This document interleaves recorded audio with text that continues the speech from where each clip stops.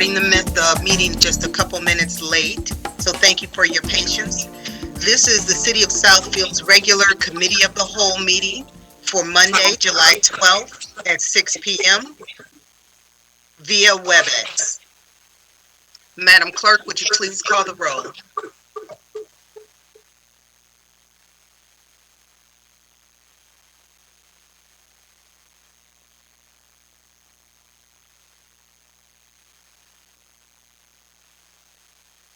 Madam Clerk, are you with us?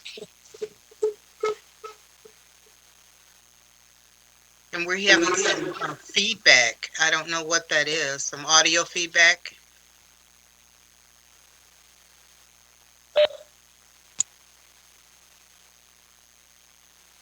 Much better, thank you.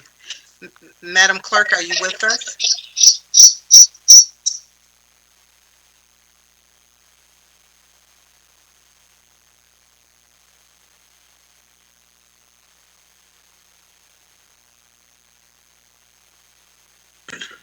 This is Myron. Are you seeing a page on your screen? Yes. We have, it's only thing that's on there is roll call. Oh, okay. Because when you said you saw the first page, I thought you meant the first page of the agenda. Yes. We have some terrible audio going on. Seal's on with us. Mr. Palms, please mute your microphone.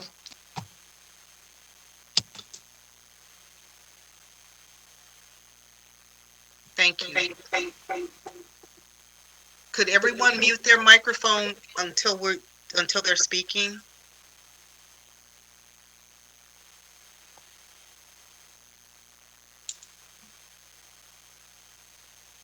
Madam Clerk?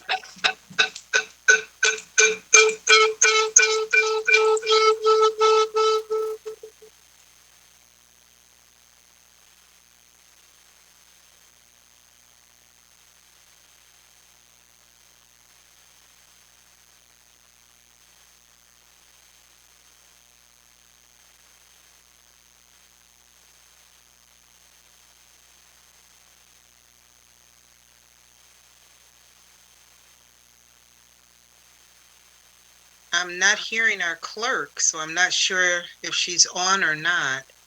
I don't see her.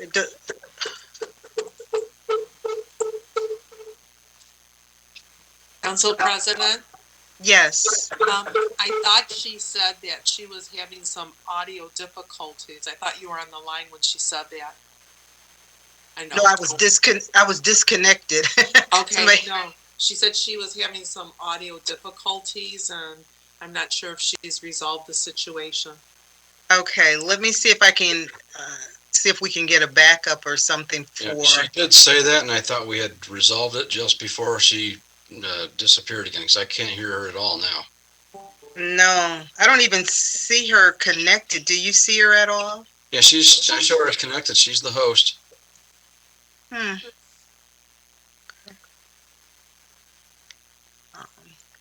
Can we have someone else call the roll, perhaps?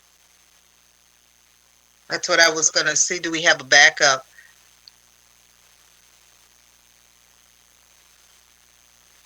My concern is the backfeed from the users that are not muted, and she is the only one who can mute them.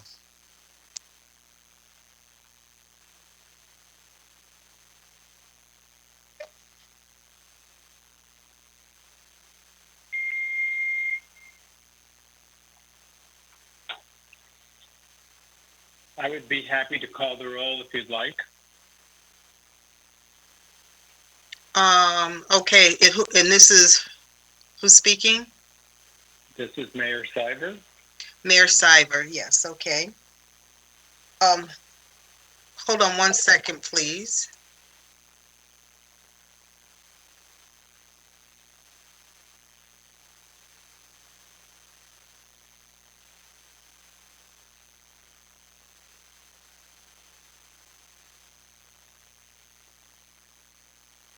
Can you hear me now?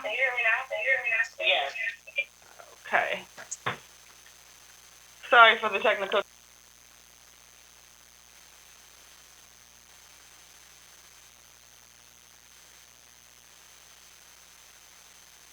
We just lost her again.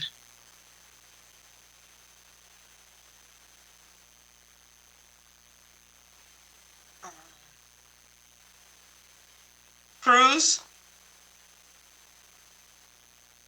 Frazier? Hoskins? Here. Frazier's here. Mandelbaum?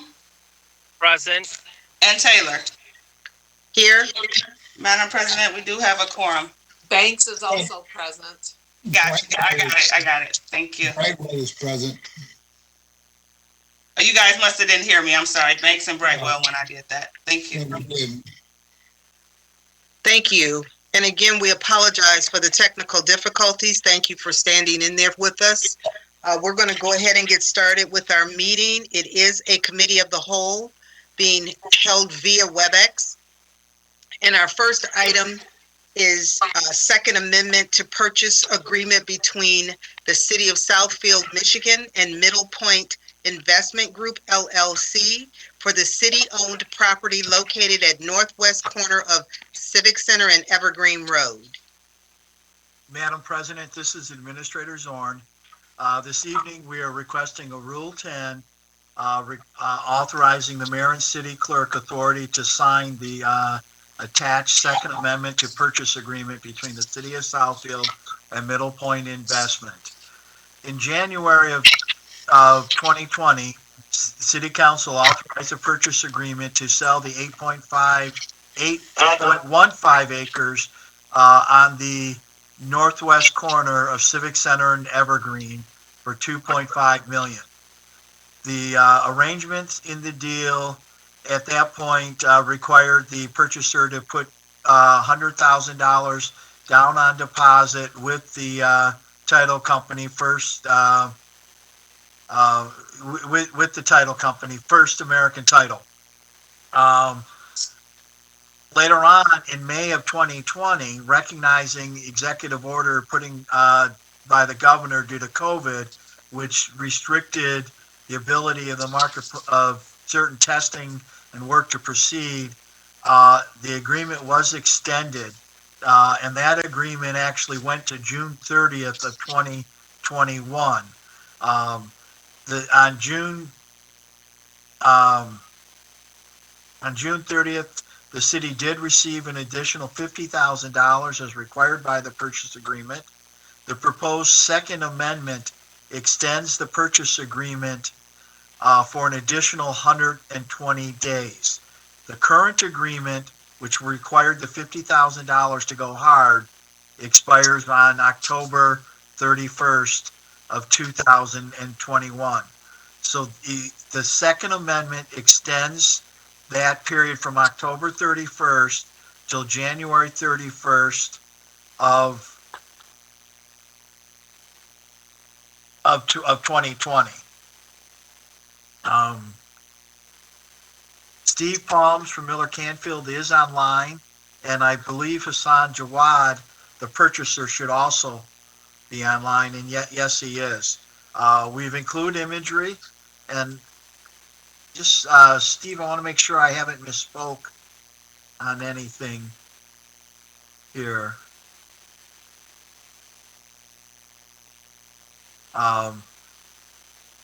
So the city will have earned an additional $50,000 to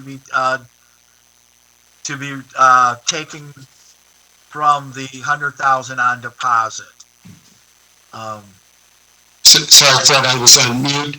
I've unmuted myself, and yes, I think you have the background and the proposal stated correctly. We included some imagery of what's proposed in the packet sent out to council under previous communication over the weekend. You had the original purchase agreement as well as the council cover letter that accompanied that, and a fully executed copy of the First Amendment and the May 11th communication. We're happy to answer any questions regarding this, Madam Chair, and we are again seeking a Rule 10 authorizing the mayor and city clerk to sign the second amendment to the purchase agreement. Okay, thank you. Council, or did anyone else want to speak before we go through the council for questions and comments? Okay.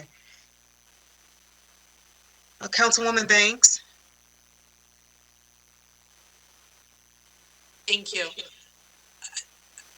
I'm sorry, could you please clarify again, is the second amendment so that they will be afforded the opportunity to do the testing that they were not able to do?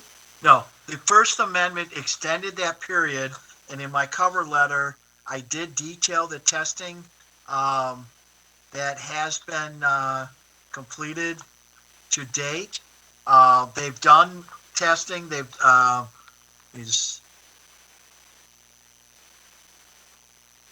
Sorry, let's get the right. The due diligence completed to date, and this was provided by the purchaser, the topographical survey, the phase one environmental, soil borings, civil engineering, brownfield work, and the initial work was done by SME. Structural engineering is in progress. And then a lot of marketing, initial marketing has been done. They shot drone footage, site work, discussions with LTU regarding campus expansion, PA nursing, medical, and they continued to work on the vision. If council recalls, the original vision was prepared by Hamilton Anderson, and they continue to work. Obviously, it's not the identical vision, but they continue to move and continue to pursue that goal of what was conceptual. The additional 120 days allows them to now start the planning process. A week ago to tomorrow, myself and planner, I'm sorry, 2 weeks ago tomorrow, Planner Crode and myself met with Tassan, and they are starting the submittal process with the planning department. The initial timeline that the city planner has shared with my office would have the conceptual site plans moving forward to planning commission. I believe it was in August. Okay, thank you. No further questions. Okay, thank you very much. Councilman Brightwell? Yeah, Fred, how much money has been deposited thus far? Is it 150 or 200,000? The on deposit is 100,000. That was in the initial purchase agreement. We have earned 50,000, which was deposited with the city. The first 100,000 is being held by the title company. 50,000 was deposited. We received a cashier's check from Middle Point Investment, and 50,000 was deposited with the city. We've earned that money. That will be credited at time of purchase. Those two transactions are pursuant to the purchase agreement as well as the initial First Amendment. The Second Amendment will require another 50,000 to be earned by the city, but that 50,000 can come from funds on deposit. So how much is hard already? As of today, how much is hard money? Today, as of today, 50,000. If upon execution of this agreement, we will then receive an additional 50,000 to be transferred from the title company. Okay, I'm good. Thank you, Chair. That's it. Thank you very much. Councilman Cruz?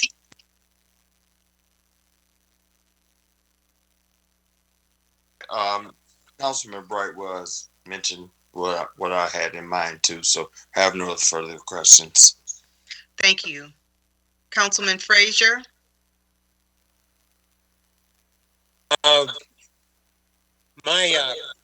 One of my questions was similar to Councilman Brightwell. So we have a total of $150,000. $100,000 is with the title company. $50,000 is with the city, and the other $50,000 will be coming from the title company, so they'll be holding 50,000, and then we'll have 100,000. Is that what I That's understood? correct. Okay. If the deal is not to be finalized, we will have earned the 100,000. If upon closing, the 100,000, assuming the second amendment is signed, that 100,000 would be credited, as well as the additional 50 against the 2.5. So at closing, the purchaser would bring $2,350,000 to the table. Okay.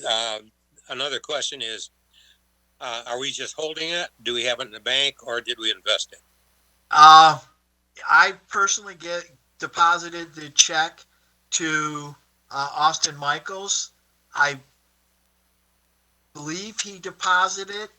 Obviously, it would be, it's been accounted for in a separate account. And I'm sure if it's invested, it's typical with the bulk of our other investments. But it probably has just been deposited at this time. I don't know Okay. if Mr. Michaels is on. The reason I asked the question is, if we deposit it, it's not really a concern because banks don't give that much interest. But if we've invested it, there's a little bit of arbitrage that goes along with it. And how do we deal with that? I don't believe it's been put into a CD or anything. If it was in the bank, Yeah. And that's pocket change. Regardless of what's happened, I'm not sure if I understand the arbitrage question. Regardless of what has happened, we've earned this money. So there's not the possibility of having to pay back. And I may have misunderstood. Fred, this is Steve Palms. That's correct. That this money now belongs to the city. So if the city invested it, the city would retain whatever funds resulted from that investment. Because again, those funds belong to the city, whether the deal closes or not. So that again, if it's invested, if you lose money, it's our loss. If we earn some money, it's our gain. And that differential doesn't apply in the event of a closing. Okay. All right. The other question, and this may be premature to ask this question, but the view of what's going to be over there, is there self-storage in that? The answer is no. And obviously council will retain all final planning approval on this. Okay, because I was looking at some sketches and I might have got them mixed up with other things that we're going to deal with tonight. And I thought it was coming from there that there is some self-storage in there. Okay, if there is none, then I don't have any other questions. Okay. Thank you very much. Councilman Hoskins? No questions for me on this. Thank you. Thank you. Councilman Mandelbaum? Thank you. I think my questions have been answered, but I'm glad to see that this we're still moving forward, even if it is taking more time than we originally thought. But the renderings look nice, and I'm glad that they're doing all the testing and their due diligence, and we continue to move forward. So thank you. Thank you. And those are my feelings exactly. I'm just happy to see this continue to move forward. With that, is there anyone else that would like to speak to this?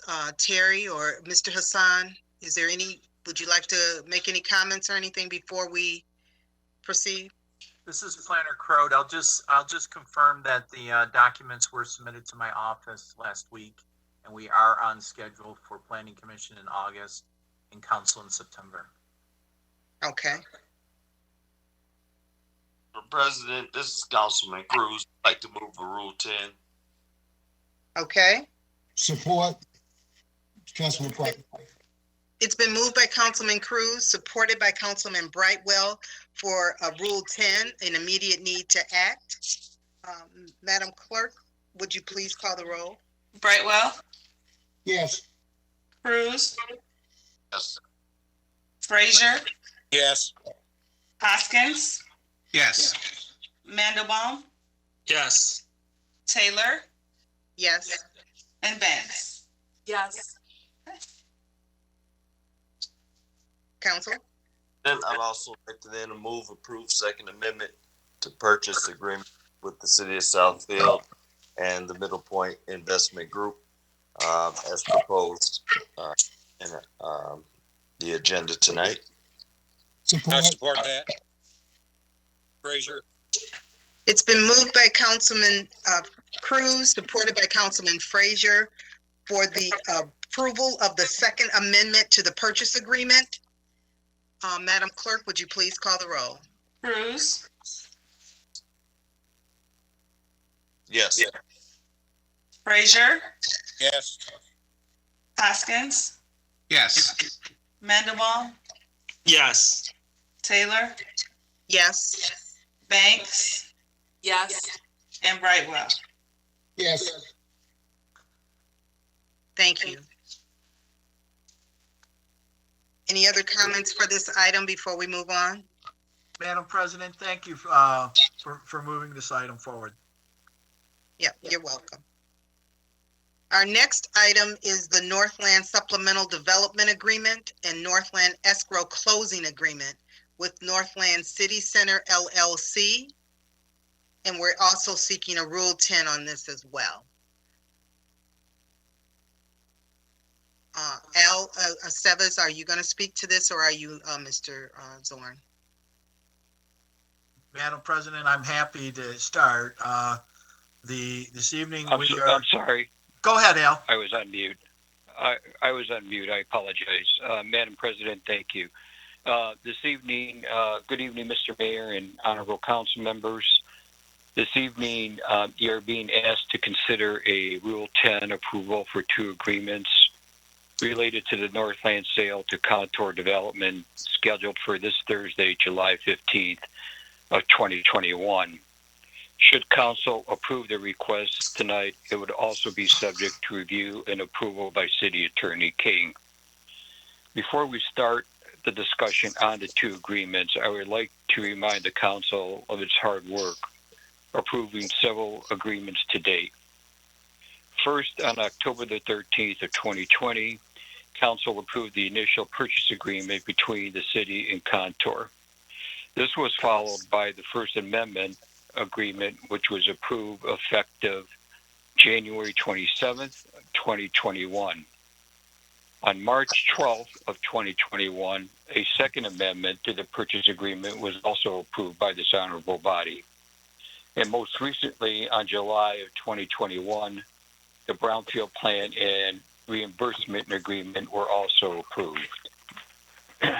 What remains before we get closer to the sale are the following. First, signatures on the Overlay Development Agreement, which Planner Crode and his team are working on.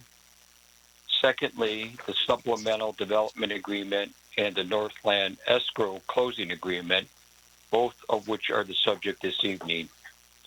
With me tonight is Steve Palms and Mr. Neil Silver, real estate legal consultants on this project. Lastly, I would like to mention the two agreements were presented to the Northland Steering Committee this morning and were recommended to move forward this evening. Madam President, at this time, I would like to ask Steve to begin the discussion on the two agreements with your approval.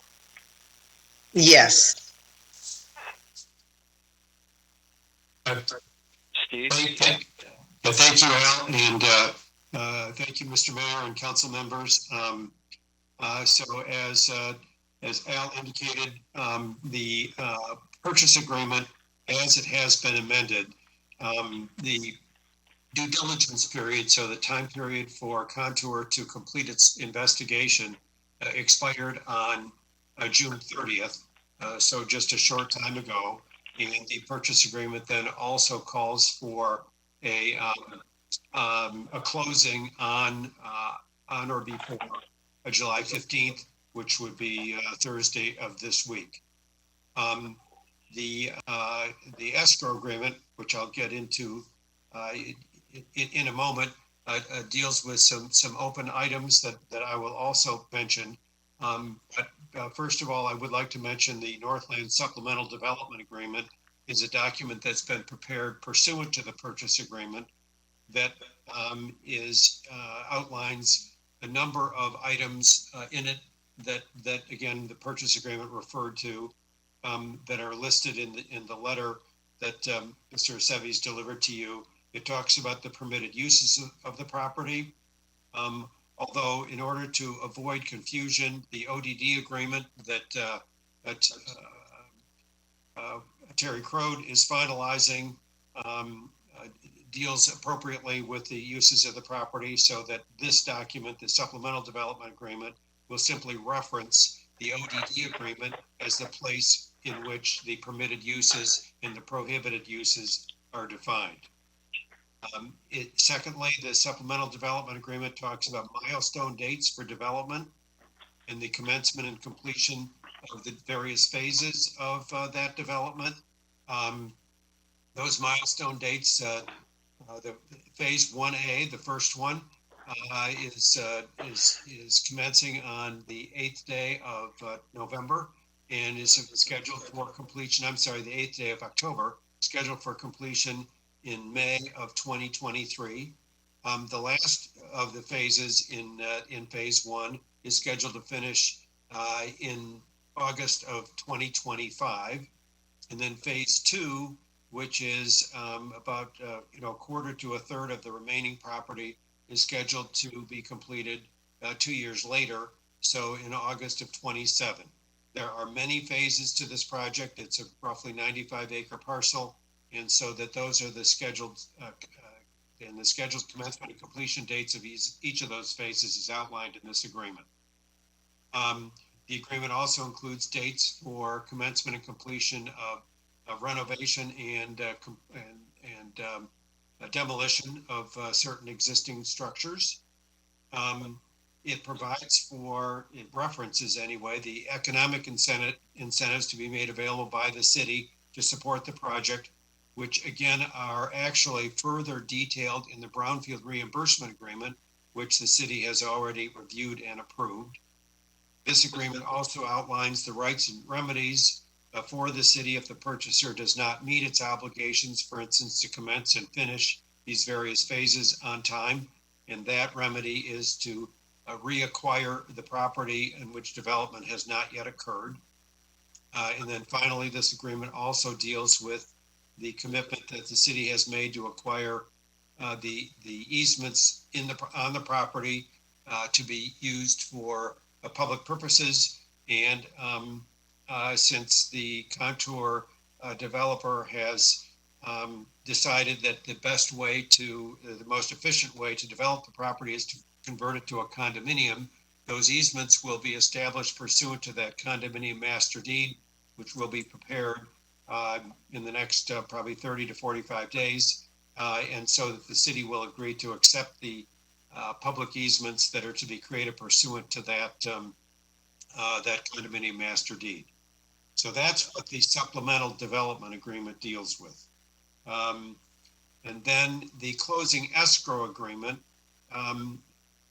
again, since certain of these items, such as, for example, the ODD agreement, have not yet been completed and will likely not be completed by this coming Thursday, what we've provided for in the Closing Escrow Agreement is to go ahead with the closing, sign the deed, and place it in escrow with the title company, sign the other documents that are required in connection with the closing, bill of sale, and so on.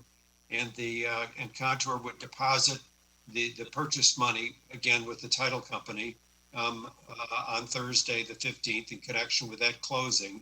And then the closing instruction letter, though, would provide that certain items need to be completed, and which include signing, completing the ODD agreement and signing that agreement. There's a lot combination that Contour has asked us to complete, specifically that the parcel we're selling is quite a number of different has a number of different tax ID numbers, so parcel ID numbers. They've asked us to combine those parcels, so that needs to be completed. And then in order to meet one of the conditions of the purchase agreement, since the Contour is funding the first phase with its own available funds, we've asked a third party to verify the availability of those funds. And so UHY has been engaged to do that. That item will not be completed by Thursday, although we expect it to be completed shortly thereafter. And then finally, and perhaps most importantly, in connection with the Brownfield incentive funds, the MSF board is meeting on July 27th, hopefully to approve an LOI for the Brownfield funding. And so that's a critical date also for both the city and for Contour. So those are the items that remain outstanding. So again, we close in escrow on Thursday, and those items are listed as needing to be completed by the end of the month. And if they're completed, then the deed gets delivered, the funds get delivered to us, deed gets delivered to Contour. If they're not completed, then the documents will be returned to us and the funds will be returned to Contour. So again, what that does is provide for these remaining items, which we believe will be completed within this time frame, some a little sooner, some a little later, but enables us to close, again, subject to those outstanding items that, again, we believe can be completed in that short period of time. So Al, Fred, Neil, I would ask you to add if I've missed anything, or if there's something to add, or Terry on the ODD agreement. Hi, I think that covers these open items. Hi, Madam Chair, it's Neil Silver. I think there are two clarifications that I heard from Steve, and it's just because he was running through them. One is UHY, I believe, is reviewing not the funds for the purchase price, but the funds to complete phase 1A. Yes, that's right. Thank you for that. And secondly, the LOI from the MSF has already been issued. What's happening on the 27th is the actual final approval of the incentives.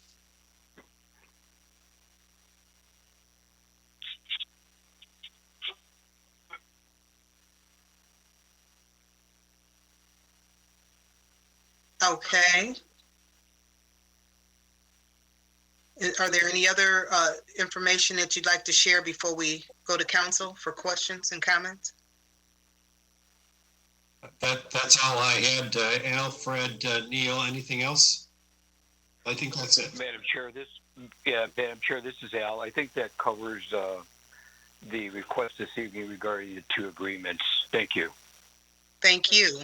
Madam Chair, I concur with that statement. We find ourselves at the final stages, and I will tell you, discussion is, we're wrapping things up, moving to discussions about public relations, announcements, demolition. Okay. Thank you. Okay, then I'll go to council for any questions or comments regarding this matter. And I'll start with you, Councilman Brightwell. Okay, I have a pretty softball question here. When did it become Northland City Center LLC? And this thing had Contour, they had a couple of names. So when did this name pop up? Well, the original. Okay. Yeah. Madam Chair, this is Al Aceves. If I may respond to Councilman Brightwell. Councilman, as you probably are aware, developers who have multiple developments typically set up different LLCs for each development, both for tax purposes and other accounting reasons. And the one that Contour has selected for Northland is the one that you just mentioned. So it solves problems from them from an accounting and tax perspective. Okay. I basically understand the concept, but when did they change that name? Because the last document I think I saw it they were still using contract acquisitions. This is the first time I've seen in document the council is Northland City Center LLC. So was it a few months or what? I mean, Yes, they're one and the same, Councilman. okay. All right. I'm gonna ask this one more time in a different way. When did the name Northland City Center first appear? Was it signed up with RS or whoever they signed up with? How old is that name? I don't know how that name is, but the purchase agreement, you're correct, was signed by Contour Acquisitions LLC, but the purchase agreement did contemplate that Contour would be forming a new LLC, as Al indicates. That's very common in the real estate world, that developers will set up a new entity to own and develop the particular parcel. And I'm guessing, but I suspect that this LLC was recently created, and it is owned and controlled by the principals of Contour. Through the chair, if I may, Neil Silver, the brownfield reimbursement agreement that was approved, what was it, last month, was in the name of Northland City Center LLC. Okay, all right. One last question. It deals with easements. Are we purchasing easement in just from a human interest standpoint and from a public policy standpoint? On easement, normally automatic for municipalities or cities, they automatically have easements, like we have a easement going down Evergreen Road, so much of that we have an easement. So are we acquiring easement? Is that why I'm here? We agreed in connection with the original purchase agreement. We agreed that we would acquire the land for easements and rights of way throughout this development. So that was part of the original purchase agreement, that we would acquire those from Contour at the time of closing. That has been modified and changed a bit, because the city has also committed to make funds available to Contour to pay costs of the project pursuant to the brownfield reimbursement agreement. The city's essentially advancing most, if not all, of the funds that the city was going to receive in connection with the sale of this property to Contour, so that the acquisition of those easement rights is going to be at an amount a lot less than the $2.62 a square foot that we had contemplated in that original purchase agreement. But that's because it reflects the reality of the city advancing all the funds that it's going to receive in connection with this project in any event to Contour to make available to them and or to pay closing costs. So that the acquisition price, and you are correct that we are acquiring those easement rights, which will happen in connection with that condominium master deed and the recordation of that and the public easements throughout the property. But again, that is pursuant to the original document that we signed a long time ago, agreeing to sell the property. We had committed to buying back those easement rights. Okay, well, Madam Chair, that's it for me. Thank you. Thank you. Councilman Cruz? Yes, Madam President, as chair of the Northland Steering Committee, and as was mentioned earlier, we did meet this morning, and I'm very comfortable with everything at this point. So I'm looking forward to us making the next steps. So I will move approval of this once other council members have had an opportunity to speak. Thank you. Thank you. Councilman Frazier? Yeah, I have just a couple of questions. One is, at what point does the responsibility for security leave the city and go to Contour?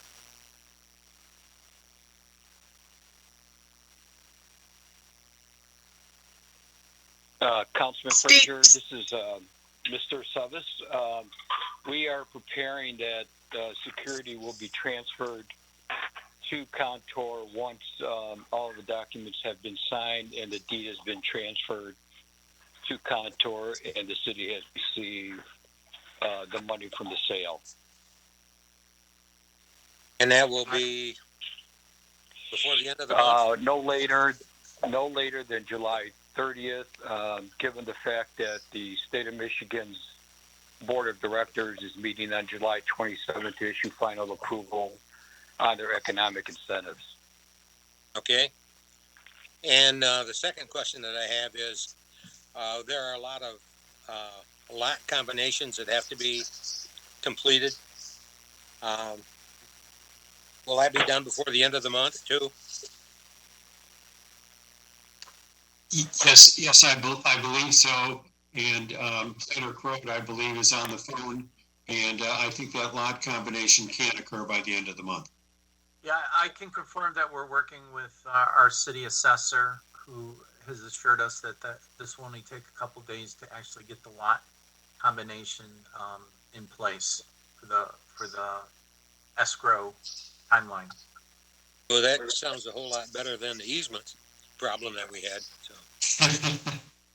Yes. Okay, that's all I have.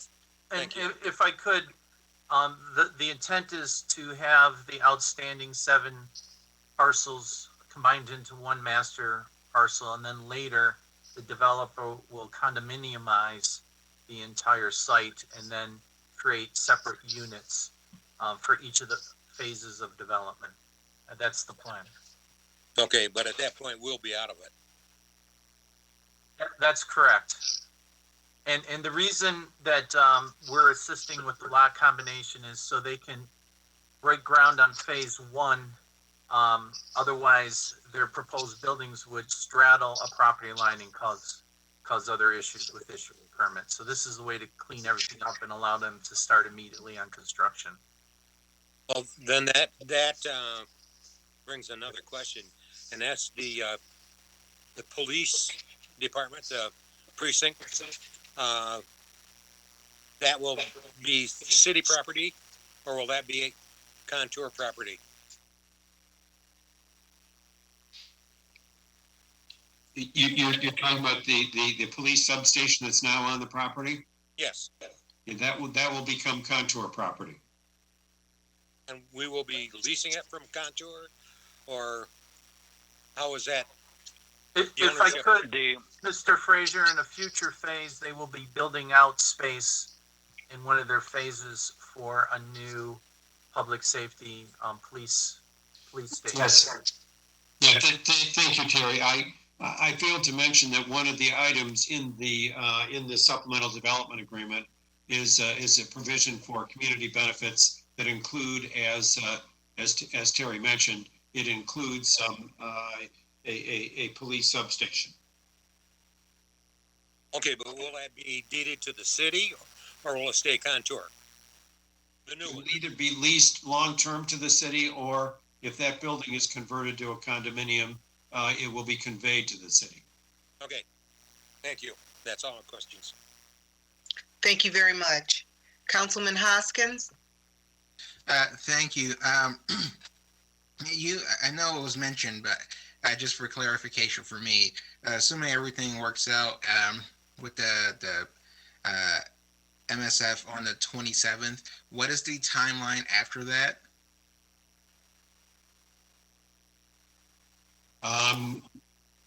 So the timeline after that would be, again, assuming these conditions in the escrow agreement are outlined, that's probably the last one. So that immediately after that, what would happen is the deed then that the title company will be holding starting this coming Thursday would be delivered to Contour and recorded. And so that the transfer would become official, and the funds that the title company is holding would be transferred to the city. So that could happen on the, the 28th or 29th of, immediately after those conditions are satisfied. So if the meeting on the 27th is confirmed, the resolution passed, that could happen on the 28th. And then what after that? Well, Oh, go ahead.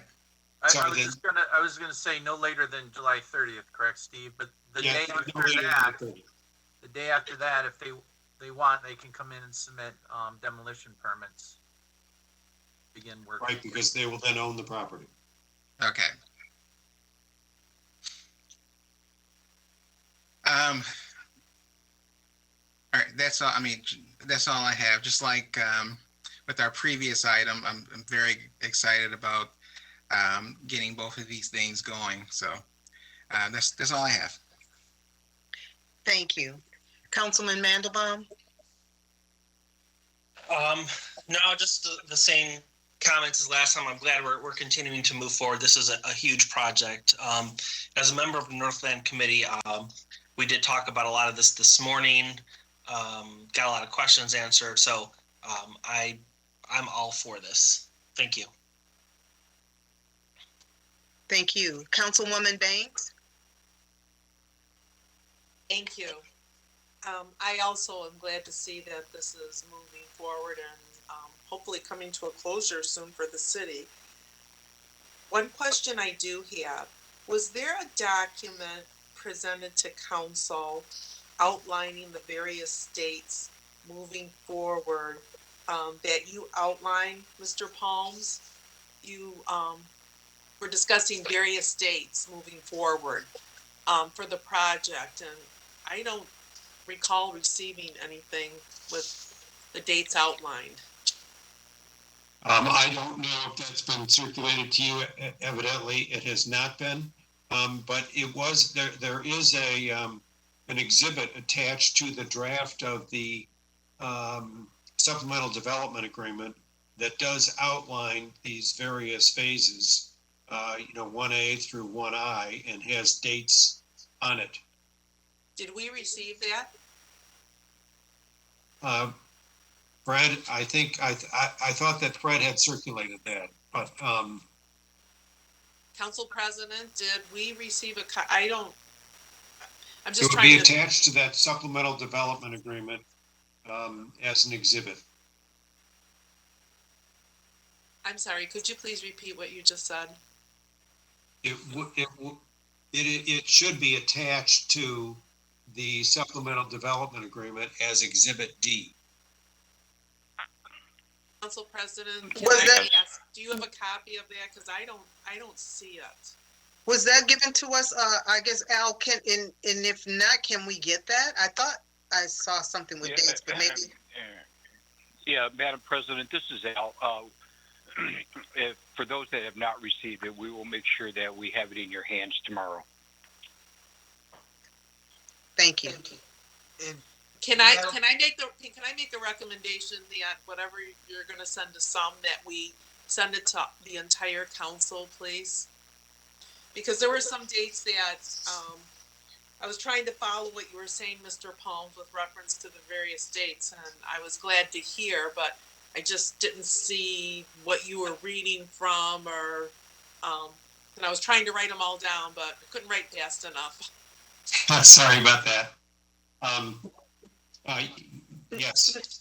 We'll make sure that you get copies, and normally the council does receive all the same information, and maybe I'm getting the meetings, maybe it was at the Northland and not other ones, which should have still been given to the full council. So we apologize if we didn't get all of that to everybody at the same time. So we'll make sure that that information is sent to us, to everyone on council.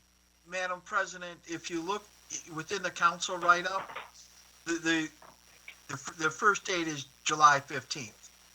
This we will close in escrow at July 15th. There are 4 items that need to be completed prior to the transfer of the deed. That must happen by July 30th, but the next critical date is July 27th, and that is the approval of this action by the strategic fund. We will get the reference document out. I'm trying to see if it was in one of the supplemental packages sent out as we speak now. Okay. The dates you were talking about were dates for commencement and completion of these individual phases, phase 1A, 1B, et cetera. So Fred, I think there was an exhibit, and maybe a different version got circulated to the city that didn't have that exhibit, but there was an exhibit or is an exhibit to the supplemental development agreement that has those dates in it. You mean the dates for the completion of each phase, and Yes. I'm referencing the dates for the closing. No, I understand, but okay, maybe I misunderstood the question. And I may have misunderstood as well. No, I thought Mr. Palms, you are correct. That's what I was referring to. Your presentation. I couldn't follow along with the dates because I didn't see the document here. Okay.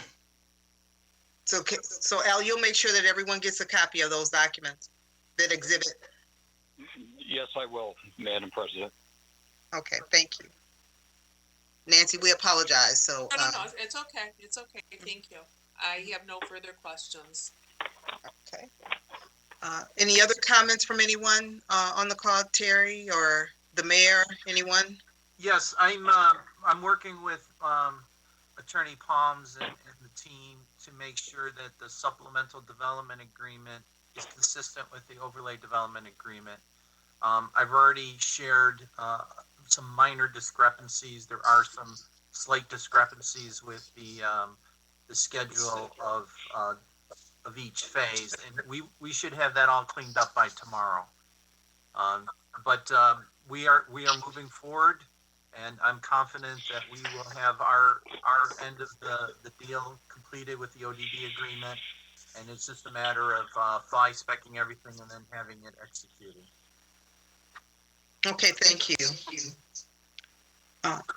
Council? Madam Chair, Yes. Chair, this is Mayor Cyber. Yes, hi. I just wanted to thank everyone that has been involved in this. It's been quite a journey from December of 2015 to now.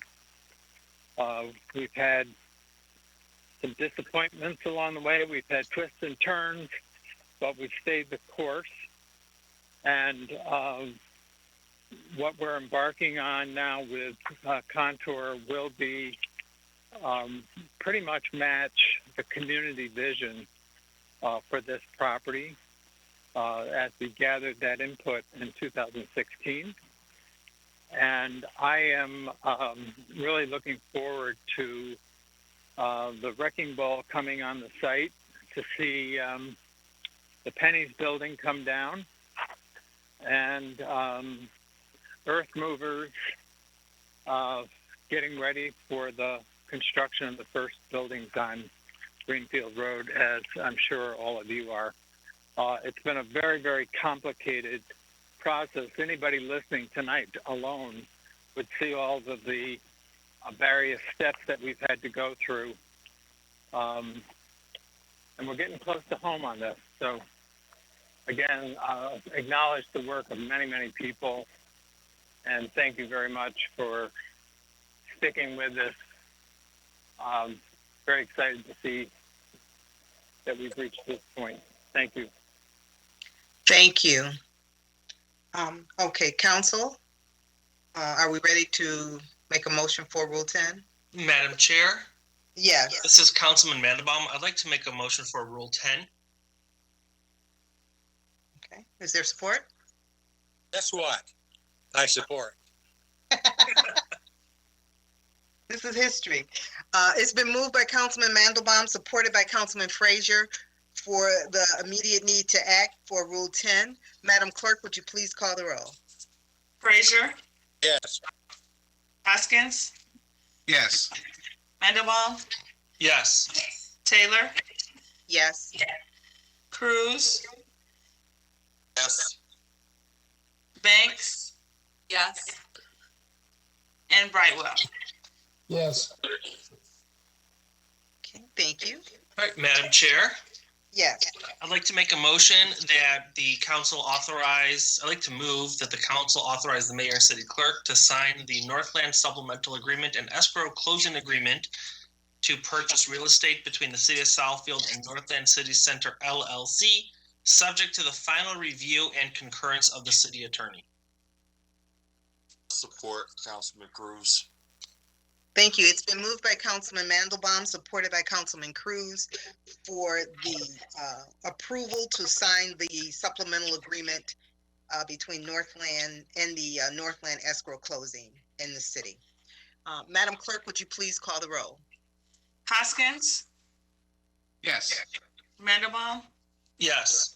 Taylor, Yes. Banks, Yes. Brightwell, Yes. Cruz, Yes. and Frazier. Yes. Thank you very much. Now we can move on to our next. I'm sorry, was you going to say something? Okay. Moving on to our next item, we have AKT Peerless Brownfield Redevelopment Consulting Services for Northland Mall redevelopment. Yes, thank you, Madam President. We are presenting this item for action at the July 19th regular City Council meeting. With Council's consensus, we would like to place the item on the consent agenda. We're requesting authority to retain AKT Peerless for assistance with the Northland Brownfield redevelopment project at the former Northland Mall. The AKT drafted on behalf of the city the first brownfield plan. They continued to work with us through the brownfield plan amendment, which was submitted to the state. They also worked with us on the environmental and the non-environmental Act 381 work plan. The scope of work will include additional meetings, coordination, and support, and the brownfield plan implementation. As a reminder to council, all of these expenses are eligible expenses pursuant to the brownfield plan, with the plan reimbursing the city for these expenses. We'll be asking for authority for the mayor and city clerk to execute a contract effective July 20th, 21, after the appropriate review by the city attorney's office with AKT Peerless of Farmington, Michigan, I thought it was Farmington Hills, Michigan, to provide brownfield development consulting services for the Northland Mall redevelopment project. We're happy to answer any questions, Madam President. Jeremy McAllen from AKT is on the phone, as well as Neil Silver, our environmental attorney on this project. Okay, thank you. Does anyone else want to speak before we go to council for questions? I would, through the chair, Neil Silver. Yes, hi. AKT is going to be absolutely essential as the invoices come in from Contour, to review them, to make sure they're in ship shape so that no one questions their eligibility and therefore are fully reimbursable. And then collection to be able to be collected with school tax and local tax capture. This is what they do, and their services will be, like I said, will be indispensable at this point. And Madam President, if I can add to that, behind the scenes, AKT helps us out. They are under contract to do all of our reporting to the state for all of our brownfield plans. And as part of the checks and balance, there's a substantial amount of backup documentation and sign off that has to happen. Part of that is through the Brownfield Authority and as part of our reimbursement process. Okay, thank you. Council, I'll come to you for questions or comments. And I'll start with you, Councilman Cruz. Once again, we've had this conversation this morning, so I'm fine. So as long as the rest of the council is good, I think we should move forward. Thank you. Councilman Frazier? Yeah, another question. If the brownfield money, the $9.5 million, gets all used up building the condos, who pays for AKT Peerless? I think, look, through the chairman, I may be able to answer that. To the extent that we don't have the money, it would necessarily have to be fronted and then collected with the increments as they are reimbursed.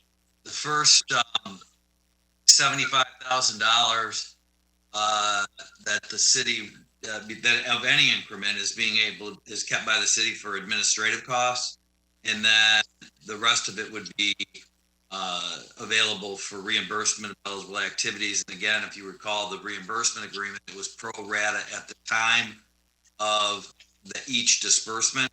So as to the extent that AKT's money was in with ours, it would be added to that to make the percentage of reimbursement to the city larger than contours.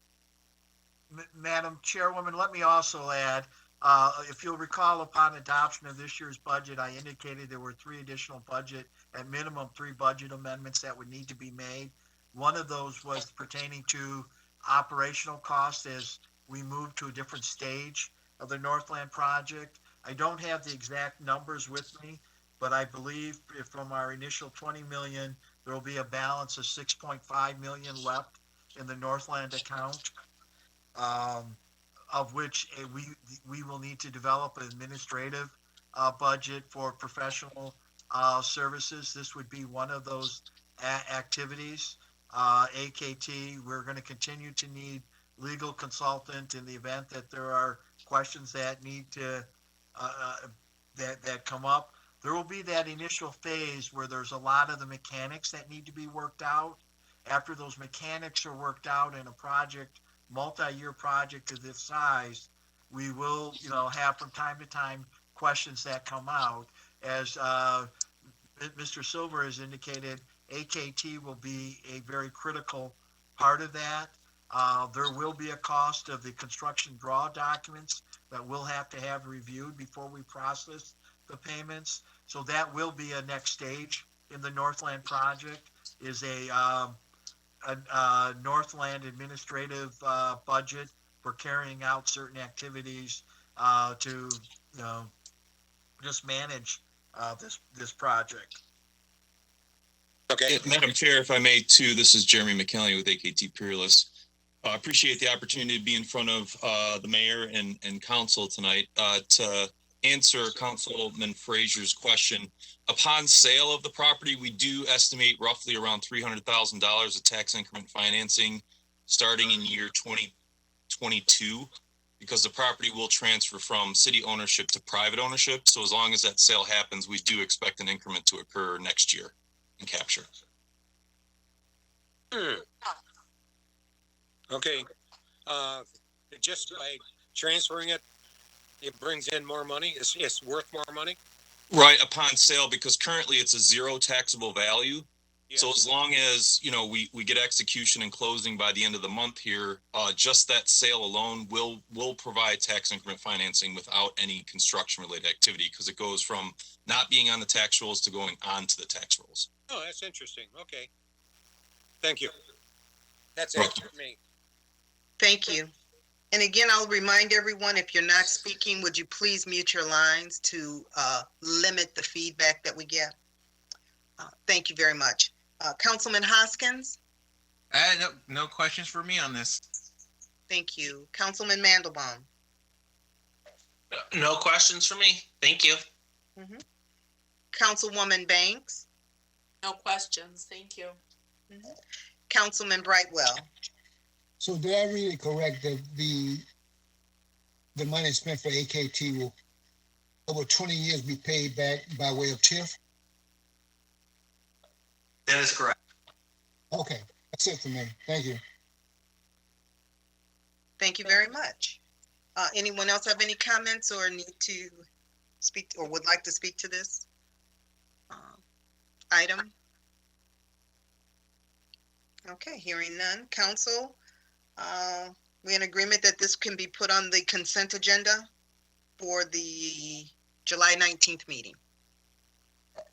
Okay. Thank you all. Our next item is the proposed lease of real property. Thank you, Council President. The former fire station at 9 Mile and Prospect closed in 1994 and has either sat vacant or underused since then. And with that has come the problems associated with vacant property: broken windows, damage to the exterior of the building, break-ins at the shed behind the building. Recently, we've had 2 neighbors complaining about having a vacant building in their neighborhood. On top of that, we're paying facility maintenance staff to walk through that building once in a while just to make sure everything's okay. Recently, a facility maintenance employee stated they would like to rent that building, and we are already renting out one building to a facility maintenance employee. It works, the code house, and it works out great because the employees are already familiar with our facility maintenance employees, contractors, and practices. It's, in a sense, it's like we're having somebody knowledgeable keep an eye on the place for free. And in this case, obviously they'll be paying rent as well.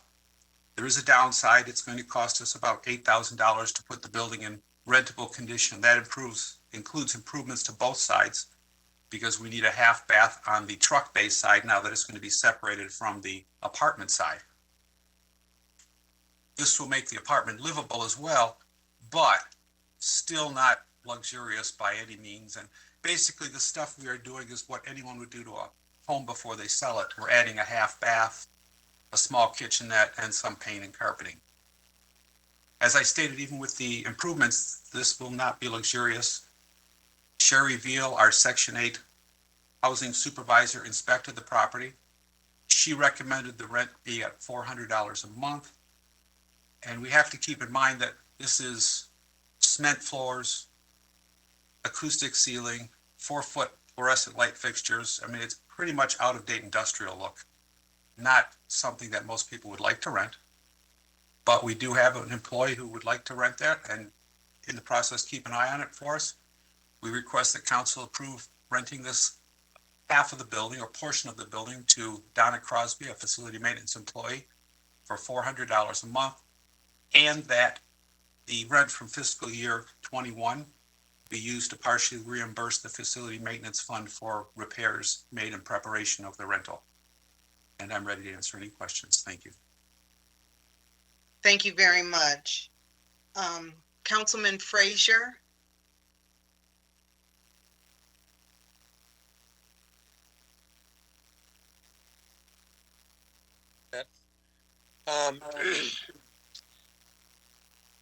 Will the piece that is rented be on tax rolls?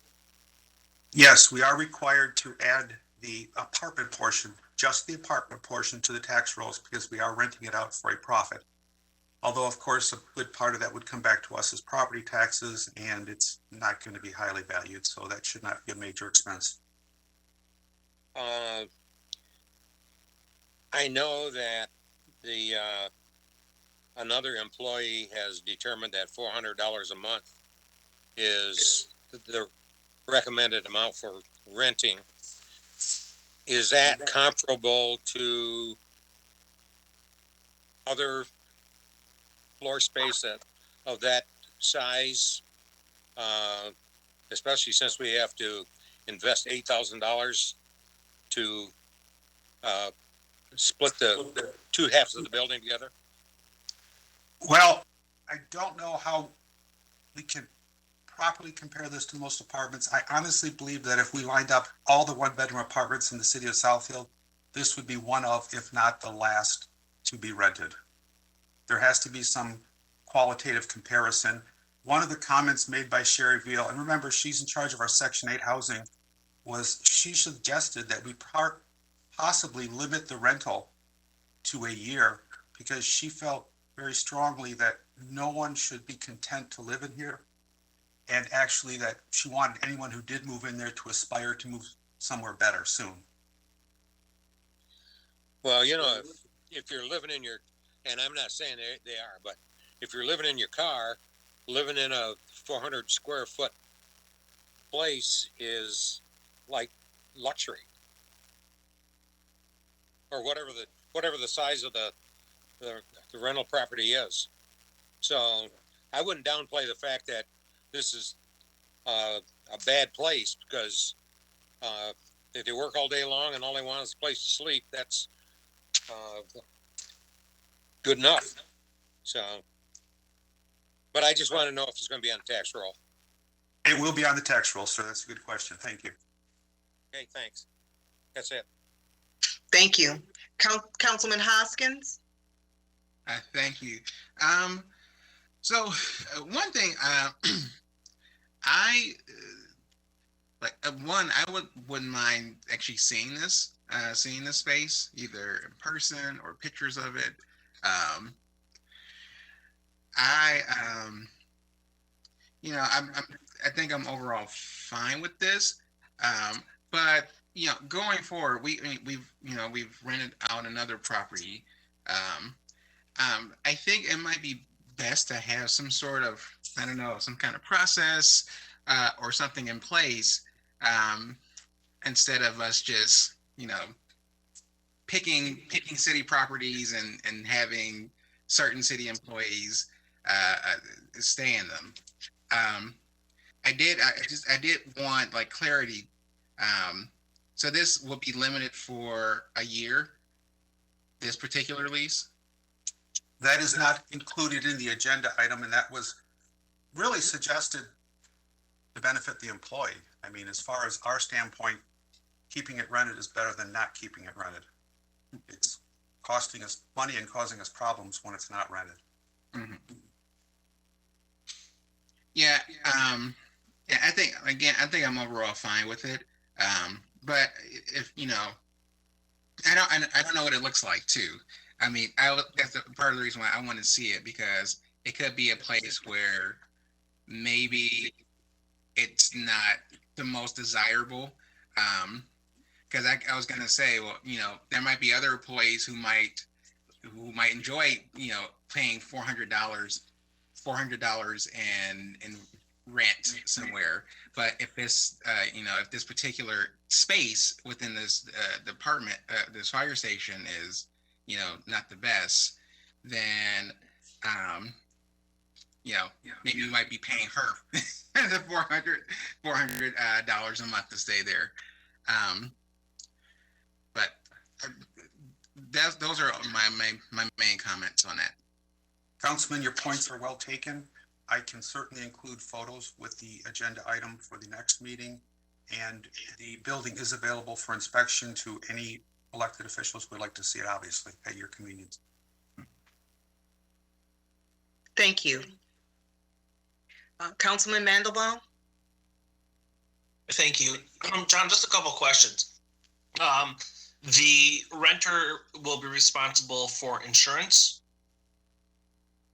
They will have to have renter's insurance. That is in the standard contract that the city attorney's office has already written for rental of code house. So we already have a base to work on for that. Okay, and then what about water and electric? Are there separate meters, or is that included in rent? That is problematic because there is water usage on both sides. There's electrical usage on both sides. We have to keep even the truck bay side heated. So that's a lot more of the natural gas there too.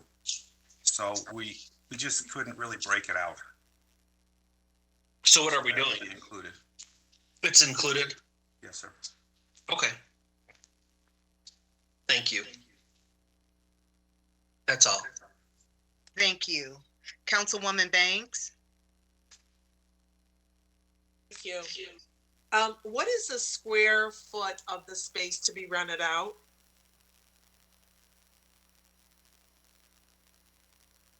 I believe it was 700 square feet approximately. I can check on that right away.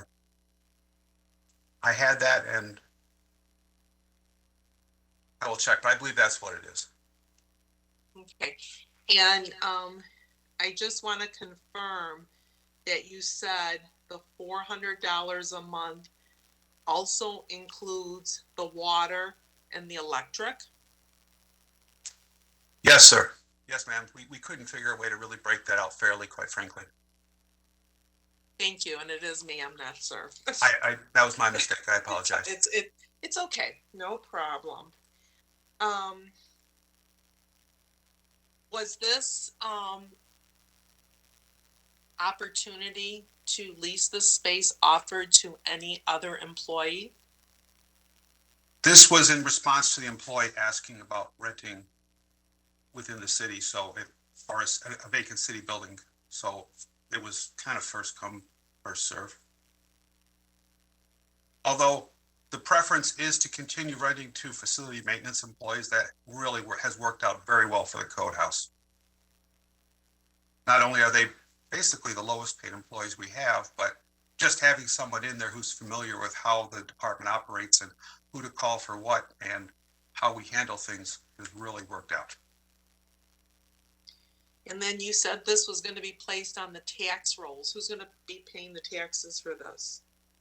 Well, to be fair, only the portion that will be rented will be on the tax roll. So that's just the small apartment there.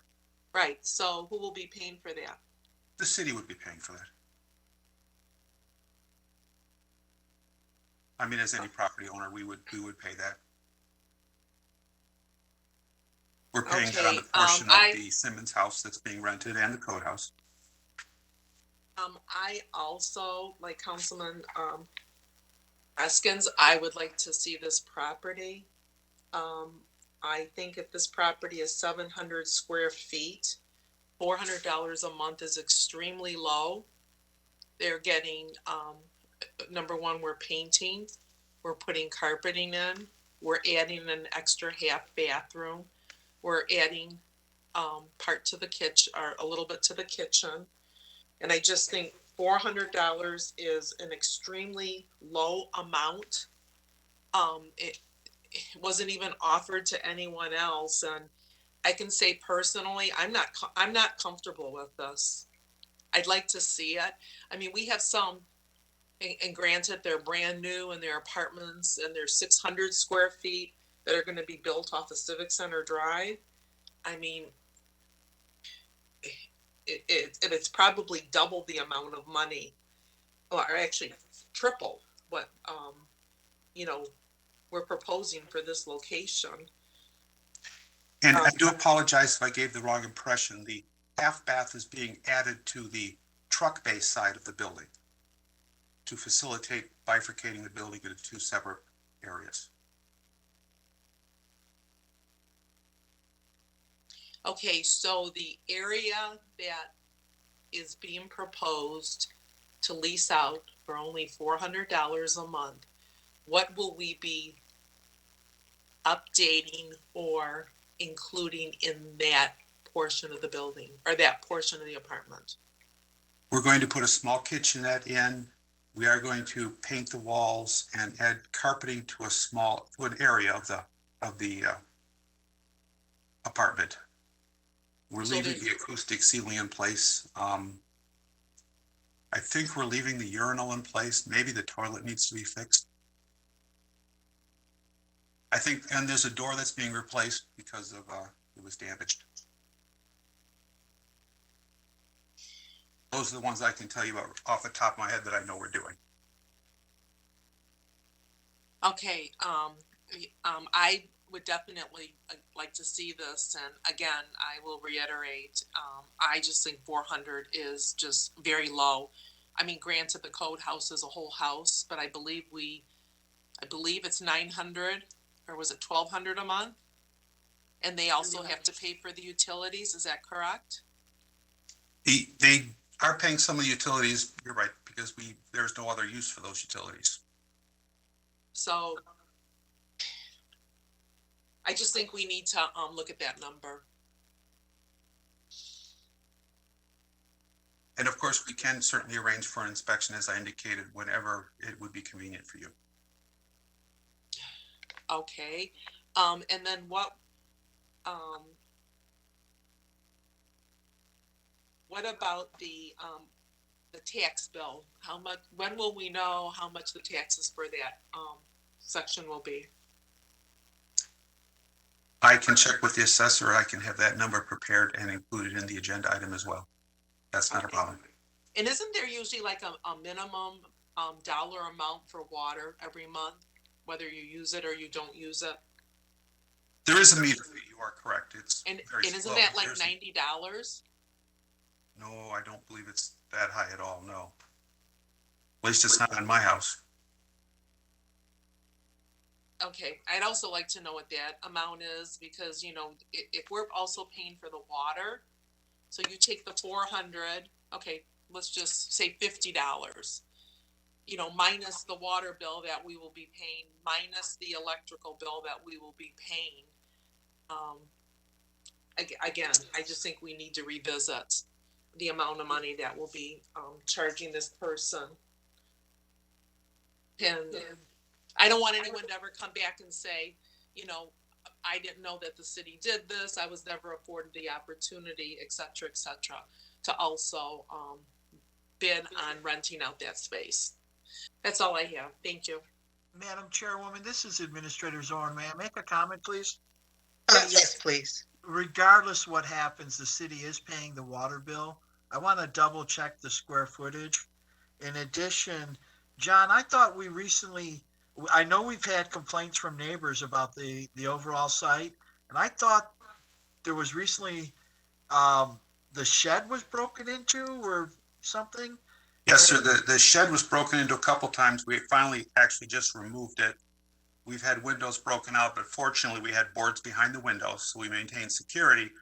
And we've had, I think, some light fixtures damaged on the front of the building. So it's getting to be a problem. From my perspective, I view this more as having on-site supervision, something just to close that gap. And I just want to, I think John said first come, first serve. I think it should have been first request, first serve. We weren't actively looking to find a tenant or anything other than an employee did approach us. And this is about having some eyes on this building. I'm reluctant to say this. We do have art still stored there, and probably the most valuable piece we have in the collection is still on that site. And, you know, so I see this as, you know, security. The 3-bay garage, which was where the fire trucks used to be, is where that art is. That's why that half bath, so that people using that garage space can you know, don't have to disrupt this living space. And those were the other drivers for the administration on this. And the driveway being repaved, we recently had complaints from people about this is a residential neighborhood. It doesn't look that good. And John, we tried to sell this property a number of years ago. We can't sell it because the parcel's not large enough for rezoning. We had a commercial entity want to buy it. I thought at the time the offer was really low. And we might want to just revisit that by way of history for people as well, John. And you are correct. We did try to sell it. And actually, the problem was nobody wanted to live there. It is zoned residential, and we did not receive any offers from anyone who actually intended to live at the place. Everyone was intended to use it as commercial, which it is not zoned for. And the lot size needs to be over an acre before it can be rezoned. I just vaguely remember these conversations. Well, and did you say the property is owned residential right now? Yes. Yeah. Have we tried now to sell it? I mean, it's hard to find homes in Southfield. Maybe this is a time to try and sell it again. The problem is we need someplace we still need the fire base site. That's the problem. The fire base site is full, and we don't have any place to move that material. Not even in like the garage area? Which garage? I'm sorry. DPW? No, actually, DPW is storing some items outside that really should be stored inside, and they're hoping to have a additional cold storage area to allow those things to be moved in. They do not have room. It's unfortunate. And this needs to be in a place where it can't be damaged as well. So storing it at the DPW building would probably not be a good idea. Okay, I have no further questions, Council President. Thank you. Thank you. Councilman Brightwell? I think it is a very novel idea, and it's what it's novel and it's a good use of city property. And I can understand just from a finance standpoint, we get a payback of a couple of years, the payback of our investment at that going. But if we are to continue to do here and there, and we did the code last year, I want to have something where we have a process in place. These are the steps we go through if we're going to enter into these type of arrangements with employees or anyone else, could be a private citizen. At least send it, I'm not looking for a word, but at least send it through the finance committee to get some of these basic questions ironed out, like square footage, the appropriate rent. Was this vetted? Did we adequately, notify individuals who might be interested? And obviously we want to knock down doors, but I would like to see a process as opposed to these things when they're happening. So I think it's a humanitarian idea. It's good for the city people. We have eyes on the property, and we have a so-called caretaker on the property. Just to get a lot of the preliminary questions and also to just to ensure anyone listening that this was given some real deep thought at a committee level where we have the time to drill down. Fred, well, if you can, try to get things to be done when we come up with ideas in the future, steps to be taken to be before we come to council for this. I'm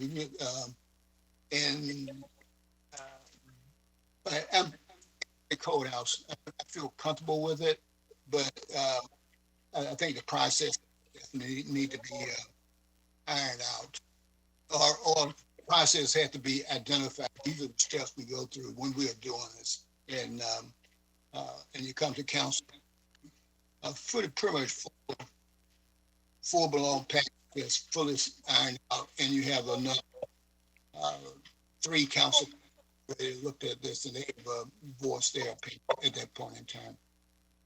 Thank you. Thank you. Great ideas, Councilman Brightwell. Thank you. Councilman Cruz?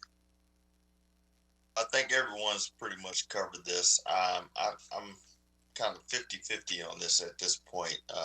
Councilwoman Banks has raised a lot of legitimate questions, as well as Councilman Brightwell. If we don't have to move on this tonight, I think maybe some more information would be helpful for us to make a prudent decision. But at the end of the day, the $400 is what got me. I thought that was very low, and I think we could do better than that. So that would be my recommendation. Okay, thank you.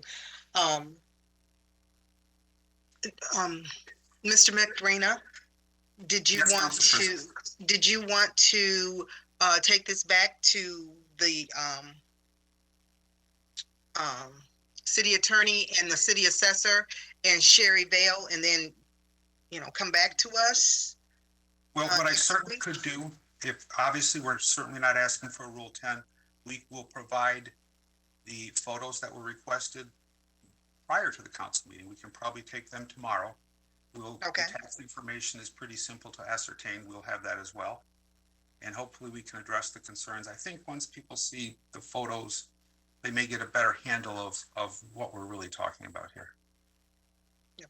And you are correct. I have had a few of the residents contact me about the home, and they did want to see someone in it. They said by being in the neighborhood, it did feel a little creepy with lights coming on and off and no one ever being there, and so the vandalism that was going on, with somebody attempting. There was, they've been watching the property as well. So I think the more concern is if we could do better on the rent and then showing the property. So I think if you could get those pictures and then any discussion that you might have regarding around the rent, I think that would satisfy council. Those are valid concerns. I certainly understand that. And you're right. We just had an employee or a neighbor stop one of our facility maintenance employees and say, look, my shed's getting broken into because you're letting your shed get broken into. So yes, I understand that, but I do understand the need for additional information and justification for the price, and I will make sure we have that. Thank you. Thank you very much. Mr. Zorn, did you have anything else to add to this?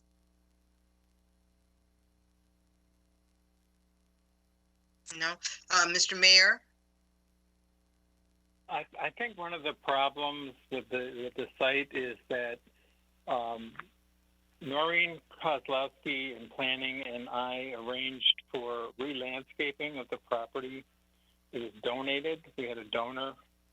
And unfortunately, that has not been maintained. So you have tall weeds, and it does give it a vacant look. So I think that that's part of the issue here is that the city needs to be a better steward of the outside of the property. I do go over there probably every other week and pick up litter that people, throw out on 9 Mile or Prosper. And yes, it was a good thing that we removed the shed because, somebody attempted to get into it and broke the door. But thank you. Okay. Thank you very much. So, John, if you don't mind getting that information out to council that we've just talked about, then we can go ahead and move forward with this. So, thank you for that. Our next item is authorization to pay invoice for work completed on Strawberry and Mulberry Lanes. I believe that's you also, Mr. McRena. And I have the unpleasant responsibility to report that expenditures were made at DPW that were not authorized and quite frankly should not have been made. Almost $3,000 was spent to mill and fill 2 roads, Strawberry and Mulberry Lanes. These roads were in bad condition, without a doubt. They were rated at our lowest rating, but there are a lot of roads rated at that rating, and I don't know if these were the worst or the most important based on traffic flow. Allied Construction and Asphalt Maintenance performed the work under the spot repair program for repair, maintenance, and emergency repairs. We ended up exceeding the contract with them by just over $150,000. And that is the crux of the problem. The question of whether the contract was used for what it was intended or not is debatable as well, of course, but the $150,000 exceedance of the contract is the real problem, since anything over $10,000 we would be bringing to you if it wasn't an emergency, and this was not an emergency. When this originally was reported to me a couple days before council president, I went to the employee and said, how did you do this? This was a supervisor who did the work. It was not authorized by myself. It was not authorized by either superintendents who are in charge of the 2 sides of the building, either the water side or the road side. It did not involve Chinesta Edie's budget review. She's in charge of the budget for Public Works and does reviews, and we really had to scramble to get these funds. The employee said, well, it was authorized by the DPW superintendent. Of course, that's the superintendent who left last winter. And pretty frankly, what I told the employee was, well, you know what, council president, you're going to explain this, how this happened, because this was something you did. This was not something Public Works did. And council president, if you'd like me to, if you'll allow me, I'd like to explain what I think happened. I've come to a much fuller understanding of this situation. Yes, As I listened to this employee try to explain what happened at council president, I realized he didn't understand what happened. He really didn't. And there is a problem at DPW. This is one of two problems I talked to Mr. Zorn about my first day there. And it is the lack of appropriate authority being given to employees. Basically, this is an excellent 25-year employee and an excellent supervisor as well. And basically, for 25 years, he's been told, that's not your problem. When he was an employee and he had ideas about improving operations, he was told, that's not your problem. And he's not the first person to tell me that. I have been working with crews, taking them to lunch and going out and doing what they do and listening to them. And he's not the first person who's very sincerely told me what it was like to be told, don't worry about that. You're just a worker when there are workers. And don't worry about that. You're just a supervisor. So after 25 years of this employee being told, don't worry about that. It's not your problem. That's exactly what he did. His boss at the time told him to do a project and he did it. He was never cognizant of budget numbers. Just recently, Janessa, at my request, shared all the budget documents and all the CIP documents with all our supervisors in addition to our superintendents.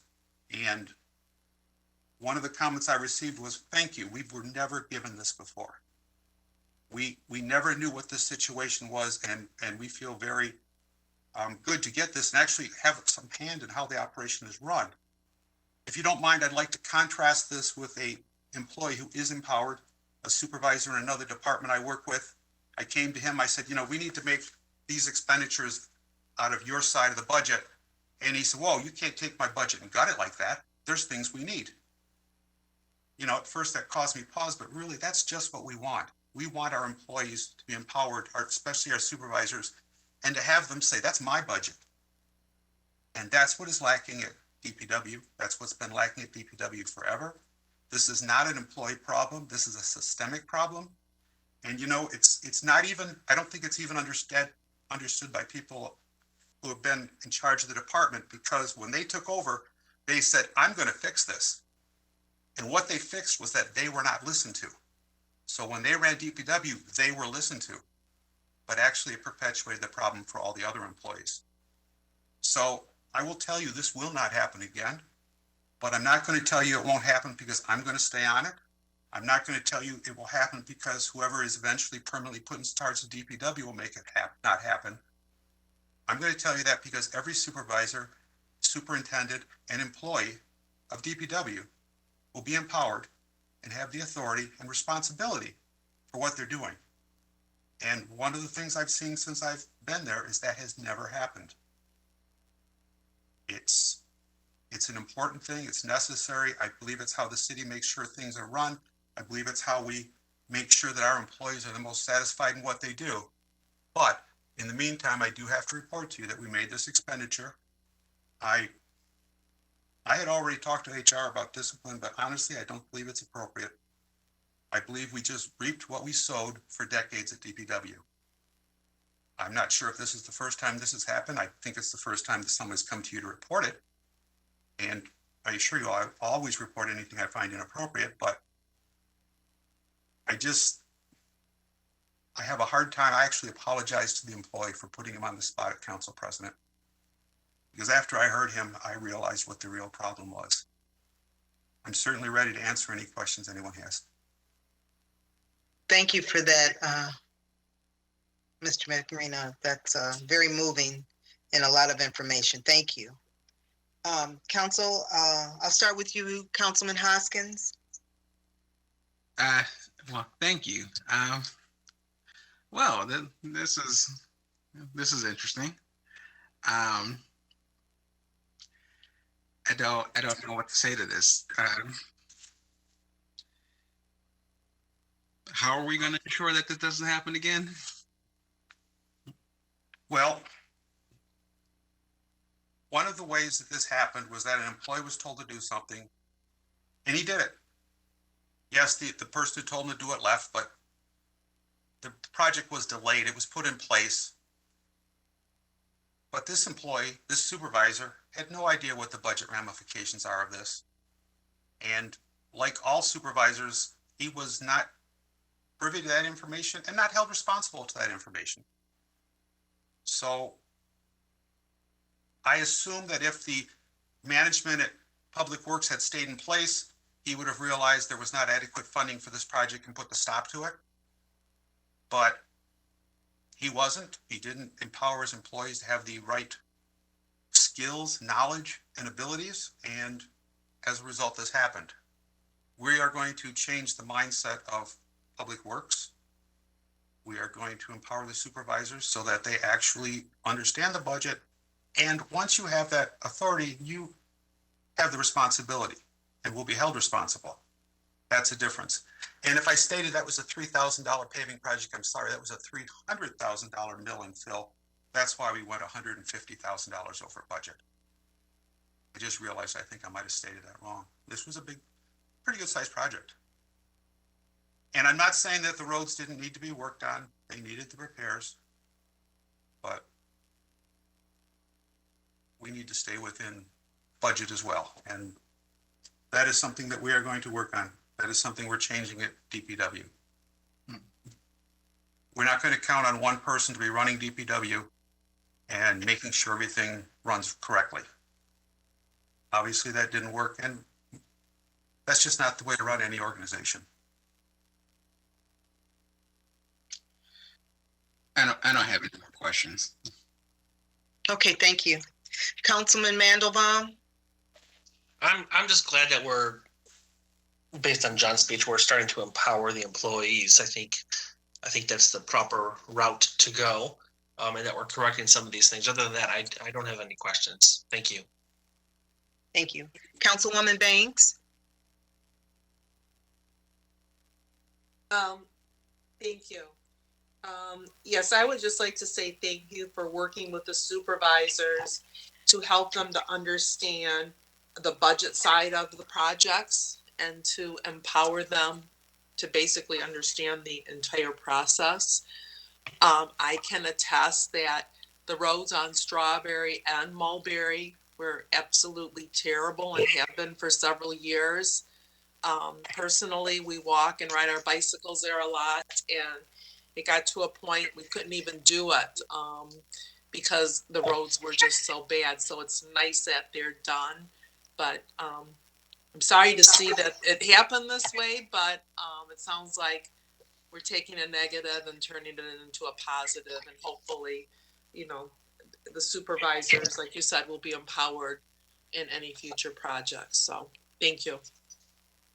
Thank you. Councilman Brightwell? Yes, when I first saw it, as a former officer, I figured, how in the world did this happen? And I did make the phone call, and obviously if our auditor had found it, this would have been a major finding in our audit, for the year. And as a former auditor, this dealing with these kind of things with council being charged, we look at fraud, malfeasance, just pure sloppiness. I mean, there's a whole arena there of what can go. I think anyone who ever had a budget, and I know how different departments can play game with when you're trying to come. So this is major. John, I appreciate your diligence. That didn't happen, but but anyway, I used to look at my performance whenever those reports came out, and my employees knew I looked at it, and so it probably just messed up at the top. Not necessarily the individuals who are intentionally trying to do something wrong, but the ones who are for a budget, for the whole budget for a certain department, they should at least get a glance and determine, this 20,000, this 10,000 is this appropriate for my particular budget? But it is, John, definitely, I heard your tone, and statement that, they will be looked at and hopefully not happen again. We can't guarantee that, but citywide, this nature should be, stressed citywide. There's if you just being human, the fraud, math, and sloppiness, it all comes back to, it eventually comes. And I'm just thankful Clinton ran and found it, and that our guys found it. Thank you. Thank you very much. Councilman Cruz? Yes, I just want to, number one, thank John for his leadership in this area. We have to keep in mind that there has been transition. So some of these things are coming to light because we have new leadership in that position at this point. Two, we're talking about paying an invoice that's work has been completed. And Southfield is not a city that operates that way. If the work's been done, we're going to pay it. It's just the fact that, as others have already said, we need to make sure that, these types of things are not happening on a continual basis. But nonetheless, it's better to bring them to light now so we can create processes in which it doesn't happen in the future. And then lastly, I just want to say, John, when you say you've been working with Cruz to get this done, it's not me. it's the Cruz in the field. It's not Lloyd Cruz. No, I'm just kidding. Just a little joke. Thank you. But nonetheless, I think we just need to move forward, and I think that the leadership in place right now is making that happen and moving us in the right direction. So thank you, John, for the update, and I will support. Thank you. And Councilman Frazier? Yes.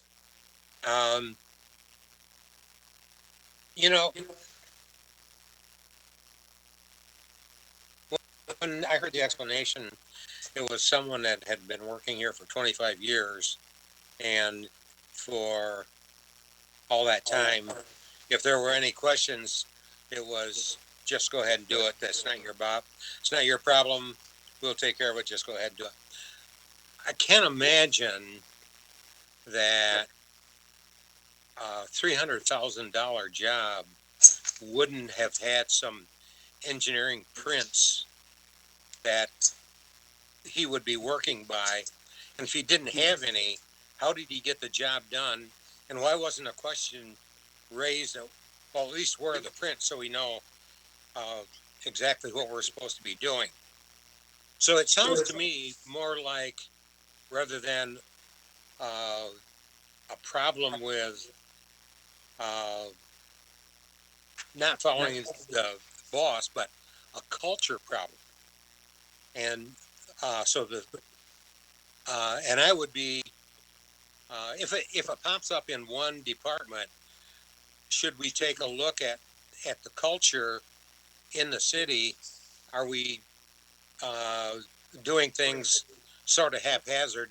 And I can't imagine that another error would be made of $150,000, but it could easily, if the culture was such that people were kept in the workers were kept in the dark and said, just go ahead and do it. That's one of the things I would recommend that we take a look at to find out, do we have the wrong culture in the city that's been over the years has been reproduced, because when one person leaves, typically the next one in seniority or next one in line takes the job, so they don't know any more than what they were told by the person that left. So somehow or another, I think we need to make sure that people that they understand what their roles and their responsibilities are. And that's my thoughts. But before I give up the floor, I was trying to get attention on the last item that we were talking about. And that was the old fire station on 9 Mile Road. And the art that is stored in there. Question, what's in the barn over at Inglenook?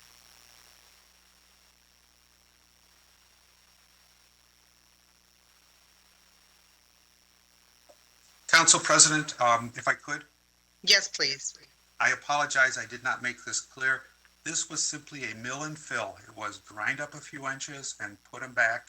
There was no engineering work on this. The company, they're accustomed to doing repair work, and that's basically what they did, just on a larger scale than they would normally do it. We literally just ground up the asphalt and put back some new asphalt. Okay. I know we've had a long meeting already, so you're not, I'm not going to subject you to a major problem that I had when I was at a telephone company with a guy that did, an excellent employee that made a error and it cost the telephone company all the total revenue for Mother's Day. But he survived, and so did the telephone company. But my question stands is, what's in the barn over at Inglenook? Is there room for the artwork that's in the fire station? The barn at Inglenook, if I could, does not have adequate security. The barn is mostly being unused. There's a few pieces of Parks and Rec equipment in there. It's mostly empty, but it's not suitable for this type of storage. If it was a secure building, if it were alarmed, but this is a building you could literally just walk up to, tear a couple boards off and enter. We have thought about every other area we can think of regarding storing the items. I know the mayor has as well. Okay. Thank you. Okay, thank you. Anything else, Mr. Frazier? Nope, that's it. Okay. All right. Does anyone else have any comments for this item, Fred or Ken? Madam Chairwoman, I do. I think this is a very healthy conversation. This is about the cultural change. Want to walk council through. You hit a period, 6-7 years ago where your public works staff was about a third of the size staff it is today. You lost a lot of your clerical support, that institutional memory that was in place. I do have to concur with John's statement, though. I have on occasions heard that we weren't always given the financial information. If you'll recall, about 1.5 years ago, we did create a financial I don't have the exact title for Chinesta, John, but we did create a position to strengthen the accounting controls from finance to public works. Now it's making the shift that all employees have access to that information. What is the line item budget? How much have we spent? In this case, this is where you have a multi-year contract for spot repair and certain services. In this case, particularly the mill and replacement service. One of the challenges, and this council is fixing it with the implementation of the new BSNA accounting, we are severely challenged with good project accounting within this organization. And I think the new software with BSNA will help us go a long way. In this case, each project is, you have an annual amount of one amount to spend, and as multiple projects are being done coming in, people are prioritizing, fix this spot, you quickly can consume those numbers. And we often have to come back to council and say, you did use the unit pricing that was competitively bid, you took advantage of that. In this case, this project went over by the 153,000 approved in the contract, and that was as the fiscal year ending June 30th. So this is part of one of the challenges, but I think your new accounting system is going to begin to correct that, rectify that. The creation of the position, and we put similar positions in Public Works. I'm sorry, in Public Works and Parks and Rec, just trying to get better controls on these things. And I think John's right. You daylight that. You sit down and, well, here's your budget. It's a different level of detail on these project accountings where you have a contract amount to do so much spot work. Our supervisors are going to have to better work with our financial control person to make sure they're within budget. And what I've always said is put the administration in the awkward position of having to come back to council and improve that amount. Let us tell you, no, we can't do this because we can't afford it. But, we can, move money around as it's not spent, and that's what these controls are all about. But it does need to go through an approval process.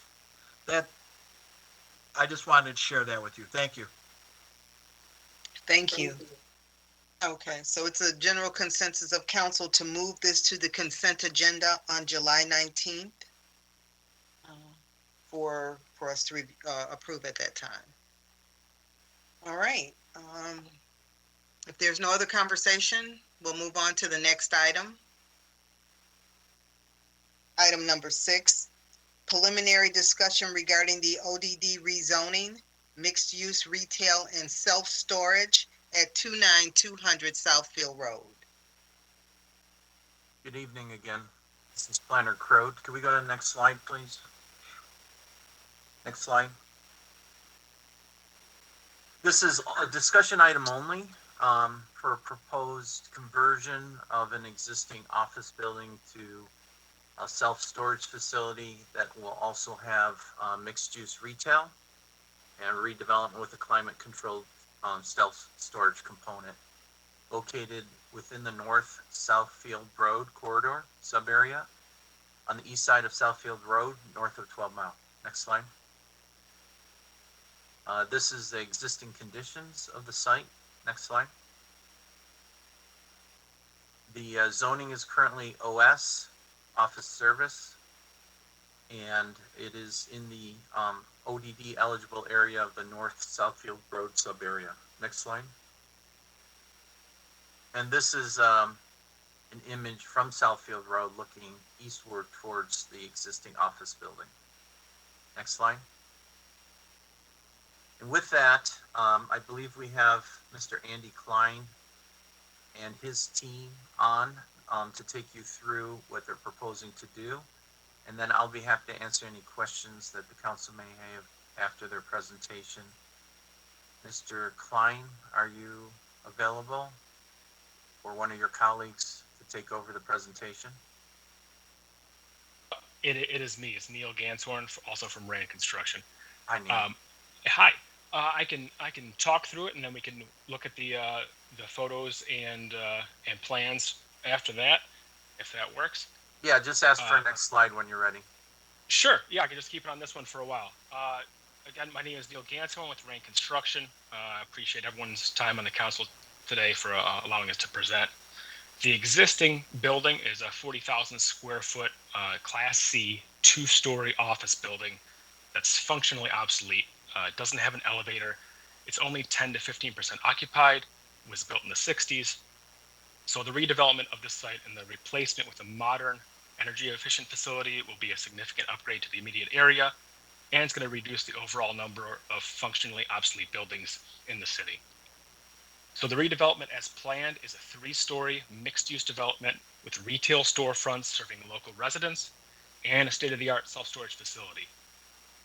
1-800-selfstorage.com is that locally owned and operated neighborhood service business, providing personal storage for homeowners and apartment dwellers, as well as business storage for small contractors, catering companies, sales reps, and more. They provide quiet and secure location to efficiently store personal items as well as inventory and tools for small businesses. The overall investment in this project is approximately $6 million. The 1-800 self-storage team, their facilities are 100% climate controlled, which means they're both heated and air conditioned. They provide a clean and safe, climate-controlled drive-through bays where the customers load and unload inside the building, so it's out of sight of the main road or any neighboring properties. The self-storage itself has a very low impact on traffic congestion. They receive very few visits per day. The office hours in the front are typically 9:30 a.m. to 6 p.m. Monday through Friday, and 10 to 4 on the weekends. The tenant access to the facility is typically 7 a.m. to 9 p.m. every day for individuals to go in and access their storage. The 1-800 self-storage team currently operates over a dozen facilities throughout Southeast Michigan. One of the owners, Ed Hirsch, and our owner of Rank Construction are both graduates of Southfield Public Schools, and both Rand's Director of Construction and myself, the project manager, are graduates of Southfield and Lawrence Tech. So you may be wondering why we're making this significant investment and why is self-storage the right fit for this location. So according to the current 2021 statistics, the national average of self-storage area is currently 5.9 square foot of self-storage per person. In this immediate area of the project, there's a deficit of that of about 3 square foot of supply per person. So you see the self-storage industry is hyper local. It addresses the needs of residents within a 2 to 3 mile radius. And this specific area, there's a significant need for additional storage. So especially modern climate controlled units. Overall, 10.6 of all US households are renting storage units. That represents over 13.5 million households, and the number keeps growing. Many apartment dwellers and homeowners don't have basements or just don't have adequate storage capacity. In this immediate vicinity of this facility, 40% of households do not have a basement. And with Americans on the move now more than ever, combined with the more recent push towards working from home, we offer residents more than just a place to store their excess furniture and belongings. This specific type of climate control facility acts as a business-to-business hub with small and startup businesses using the space as a secure location to store their inventory and trade goods. Southfield is home to so many businesses that rely on self-storage space. So for example, smaller contractors keep supplies and equipment at these facilities. Home catering businesses store their tables, chairs, trays, and serving equipment. Accountants, attorneys, doctors' offices, they all need to store their files as required by law. For small and local businesses that outgrow their garage, we provide their first warehouse space to maintain their inventory without having to leave the city to go somewhere else for a warehouse. And we're particularly attractive to sort of incubator type businesses, Amazon, eBay, smaller e-commerce businesses. We provide a complimentary business center, which offers a conference room and internet access for their use. We can go through the rest of the slides here, someone can trigger that forward. So this is the overall general view of the front of the building as we're proposing. So all the retail components, 4 of them in the front there, along with 2 drive-through bays throughout the center of the building. And there'll be more visible from the floor plan later on in the slides. Go to the next slide. That's the main view from the front with the landscaping and the fencing requirements. That's a close-up of the inset drive-through area. It's pretty nondescript, and you pretty much wouldn't know that there's a storage, inside storage behind it. Go to the next slide. So this is a piece of artwork we're proposing on the top beam. This is the lunch atop a skyscraper, classic painting done as a sculpture. As you can see on the right is the full size of the sculpture. Go to the next slide. Another one from the front of the facility. And next. Yeah, here's some overall views of the top. It will need a whole lot less parking spaces compared to the previous use. So a lot of that area is reduced. Go to the next one from the other angle. And the next one from, I believe it's from the top view. Oh, yep, so here's the general floor plans here. You see that on the front of the building, there is the retail components, and then behind that is the self-storage on 3 total levels. The first level would be 2 drive-throughs through them, and those are the most sought-after spaces because you can drive right in, drive right up to your unit, offload, come back in. It's all inside, safe, clean, and it's all climate controlled all the way through. And the upper floors would be smaller units accessible by elevator. Next slide. Yep, here's that overall site plan view. Just some small parking on that'd be the north side for the storage facility itself. Very few spots required, and the front would be all for the retail component towards Southfield Road. And next, here's just a colorized site plan with the actual the landscaping shown over it with the first floor plan. You can see that the main frontage is pretty much the whole retail component with full access to their areas, with the drive-through bays kind of discreetly tucked between those. And I think this might be the last slide. Oh, yep. If there's any other questions, me and the team would be happy to answer any questions. Appreciate your time. And through the chair, this is Planner Crode. I just want to make a couple additional comments. We have seen marketing studies that say that we're about 50% underserved on these storage facilities. My office has probably received about 6 inquiries in the last 6 weeks about additional storage facility because they see that market need. Now, we currently only allow storage facilities in our industrial districts, our B3 that is adjacent to industrial, and in eligible ODD areas if they're part of a mixed-use development. And unfortunately, some of our antiquated office space throughout the city, we constantly are getting brokers, developers, and entrepreneurs asking us about redeveloping those older office buildings into storage facilities. And we say it's not permitted. This happens to be in an area that's eligible for it. And this isn't your grandparents' storage facility with the rows of 1-story metal buildings. These are attractive 3-story buildings with mixed-use retail, and the internal drive-through has eliminated a lot of those nuisances that did exist on other facilities. But this item is for discussion only, and based on comments and council's receptiveness, they may or may not proceed forward with the overlay development district rezoning. But again, as Neil had indicated, his team and myself are available to answer any questions that the council may have. Thank you. Thank you very much, and thank you for this presentation. Council, I'll start with you, Councilman Mandelbaum.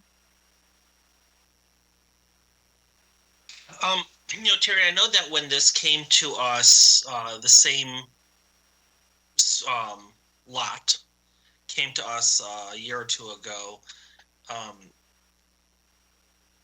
At that time, you weren't sure, how many storage facilities we had or whatnot. But now you're saying that we are underserved by storage facilities based on market studies. Yeah, well, first, I want to say that I think this is several years ago that this came before council. And the marketing studies at that time also showed that we were underserved. I think even now with office space and people working from home, as Neil had indicated, after COVID, these are probably going to be even a greater need than they were several years ago when we last looked at this particular option. So I don't have them directly in front of me, but we have inventoried, we know how many units we have for the city, but based on all the marketing studies that are provided by similar providers that I've seen, we're underserved by, well, he was saying about 3 square feet out of 5 something, so that's over 50% need per person in this area.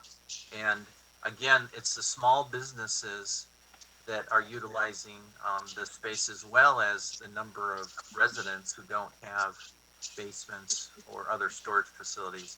And if you look at just doing typical math of paying $20 a square foot in an office space and paying X amount of dollars, which is significantly less here, it's just much more cost efficient for businesses to be able to locate and invest money in this area, and then have the cost advantage of utilizing these facilities, as opposed to renting out space at $20 a square foot just to store excess inventory or other supplies.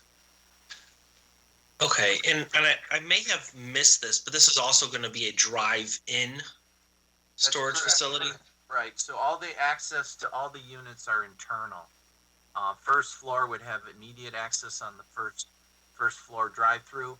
Anybody on the second or third floor would take internal elevators up to those spaces. So these do not have those open garage doors on the exterior that causes noise and light pollution to adjacent properties. Okay. Not specific to this project, but when other people are coming to the planning department and asking about the placement of storage facilities, are they looking in this specific area, or are they looking in other areas in the city? And I ask that because what I remember last time was the council was not sure if this location was the best place, given that there's another storage facility about a mile down the road, to see if there's anything else. Now, it's been a couple years and it's been through COVID and nothing has come up for this building. But I was just wondering if people are still looking at this specific area or other areas within the city. I can tell you their service areas is, like Neil said, and he can correct me, around 2 to 3 miles. And not only has the Southfield Road corridor, Telegraph Road is, as you know, we recently approved one between 8 and 9 mile, but that was in an industrial area. Right. There's been several areas along 12 mile of former office or underutilized office buildings that I've been approached about. Also, Evergreen Road near Northwestern Highway, a number of those older office buildings we've had a lot of interest in. Those are just recent. I can tell you that it's across the board in several areas of the city that people have approached me about storage facilities.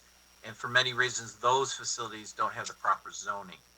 This happens to be in an eligible area that could have the proper zoning with the mixed-use component, and it is larger than an acre and satisfies the overlay development district.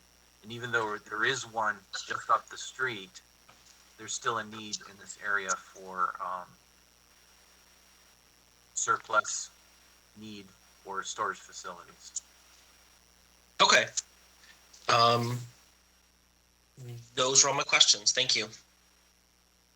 Thank you. Councilwoman Banks? Thank you. Mr. Is it Ganson?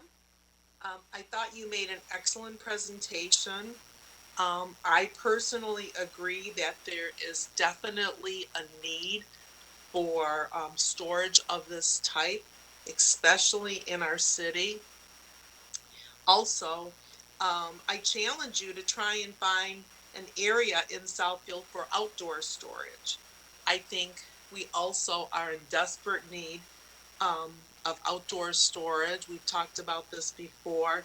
Many people are buying recreational trailers, motor homes, boats, and we have nowhere in Southfield to store anything like this.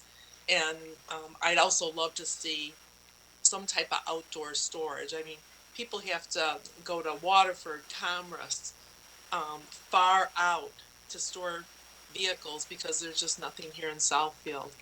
But I think this is a great presentation, and thank you. Thank you.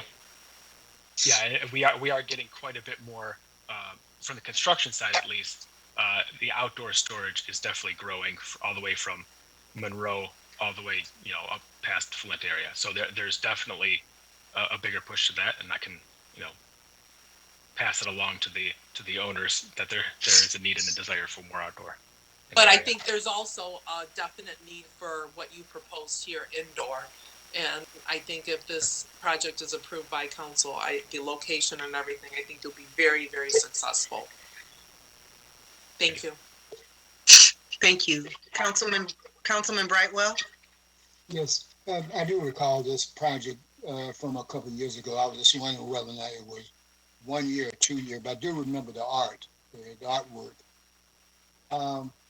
And I agree it's based on what I read, and also intuitively there's a market for this. And also just looking at the soft numbers, and I'm not a analyst on this project, but there's definitely a market there. And I like the visual appeal of this as opposed to the industrial boxes that are currently spotted around the city and also the state. Maybe you see those industrial box-like storage places. What is a timeline on this? If the council approves this, when would you anticipate being up and running? I don't know the exact timeline of the approval process, but basically start to finish with construction process, this is a year or less of construction once it's through and gotten the building permit.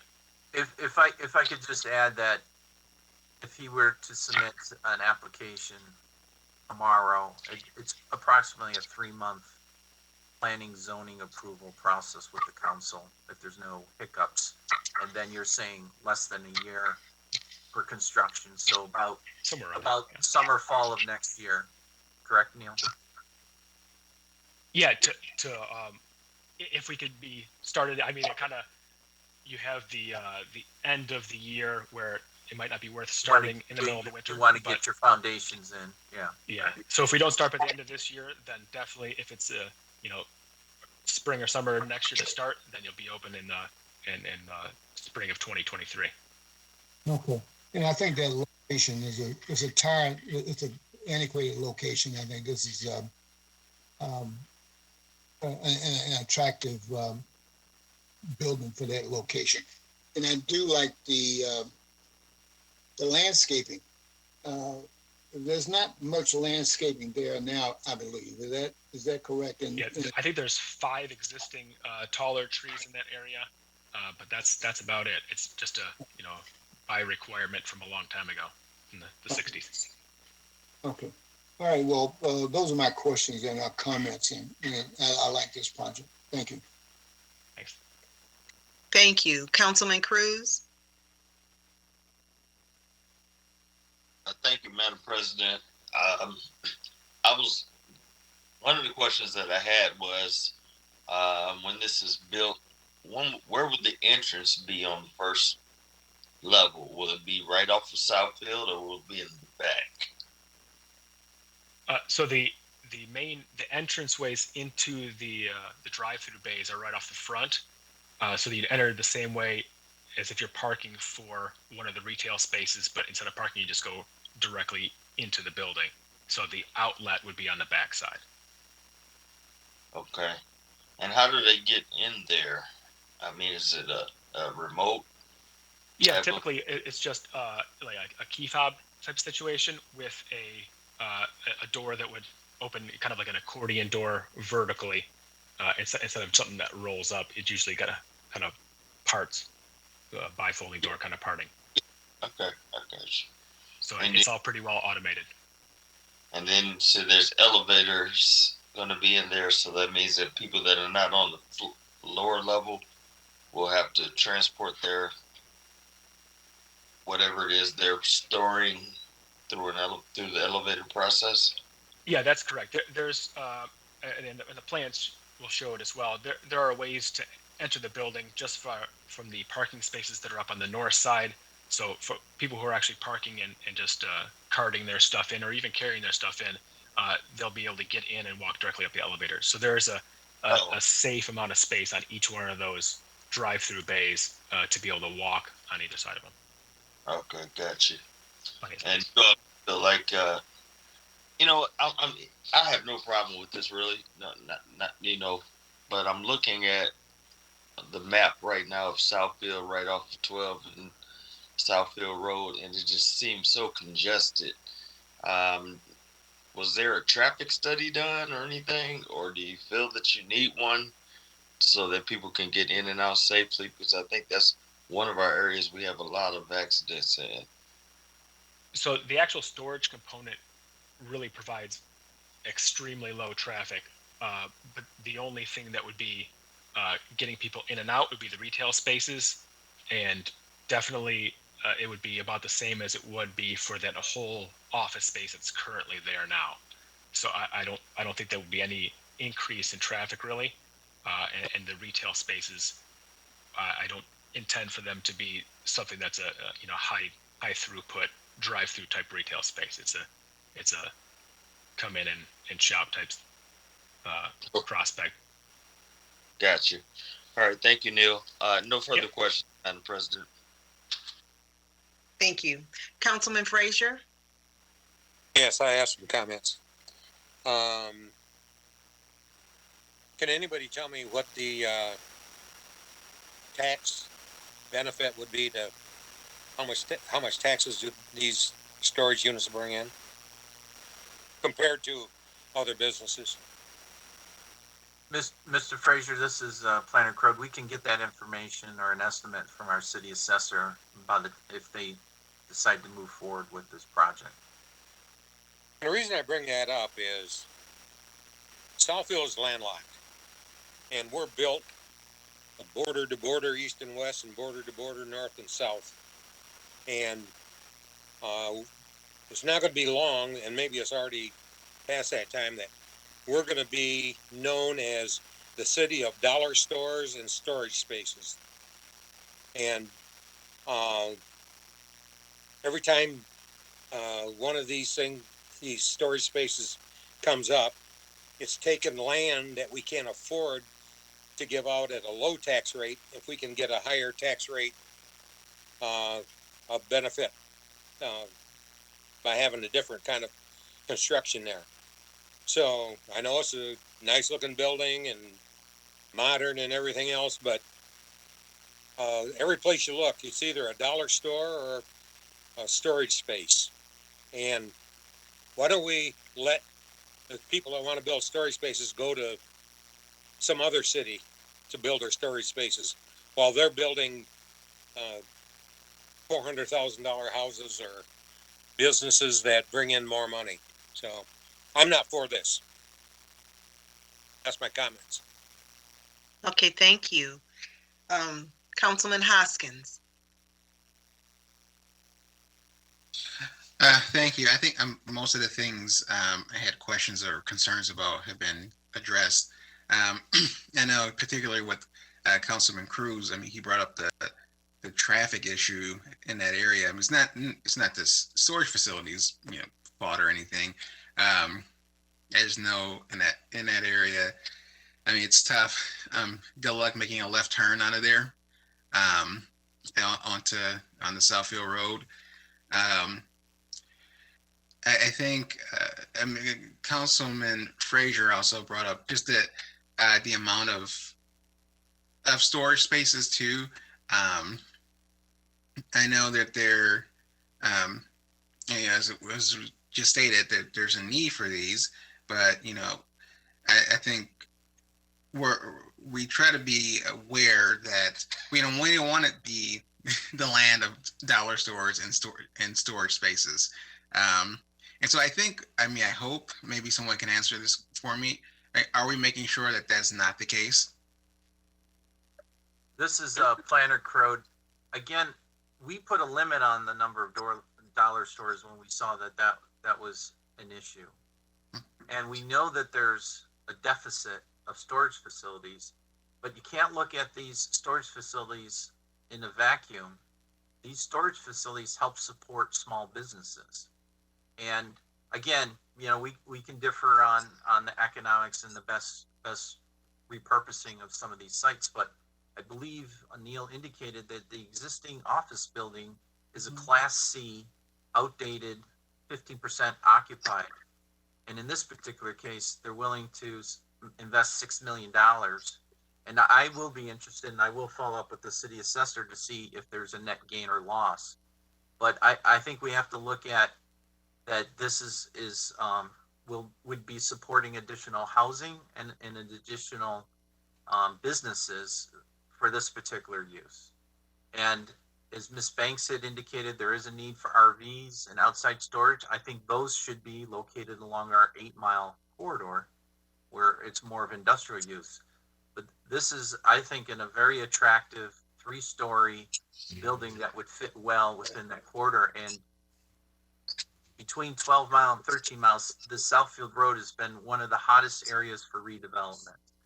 And with regard to traffic, when Walmart was being proposed, the Road Commission of Oakland County did a traffic study, did review the traffic that would be generated from a Walmart, and said it would hardly make a blimp based on the design speed and the timing.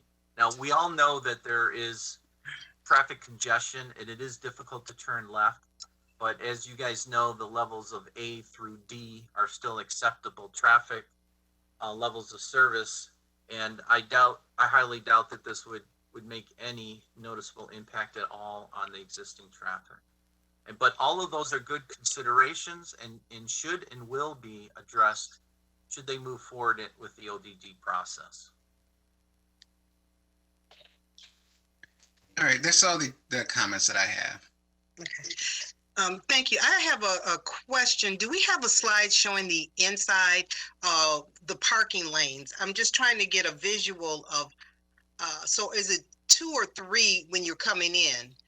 There's 2 right there. This one shows it right there. So there's the 4 storefronts there on the front, and one of those would be the business center, which would have the conference room and everything else on there for the storage facility on the corner. The 3 businesses, and then in between those are the 2 drive-through lanes. Okay, and are they both one way?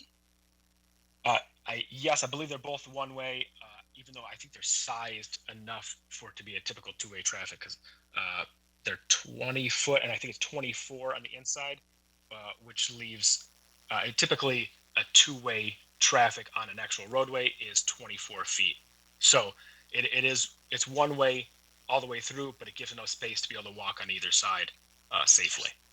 Well, yeah, and I understand the safety for the walkers, but my question, where I'm going with this, is if it's 2 lanes, if a car on the lower is there for one of the lower storages, but what if someone parks there to go up the elevator? So then someone would have to go around, and it appears that they would have enough space to go around without interfering with someone that's walking or that. But if you have 2-way traffic, then that would be a problem to me. Right. So I just confirmed it is just 1-way traffic straight through the front and out to the back. So yeah, they can go around, can hopscotch over each other without having any issues.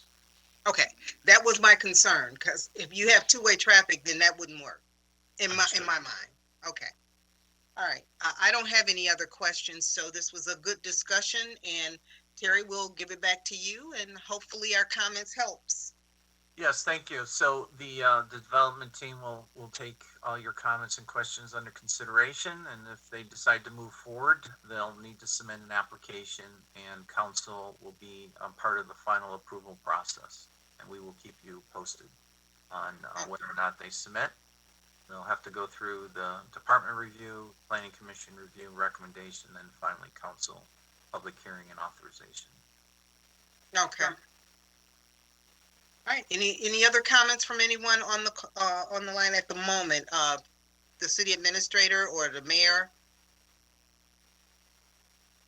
Okay, hearing none. Thank you very much.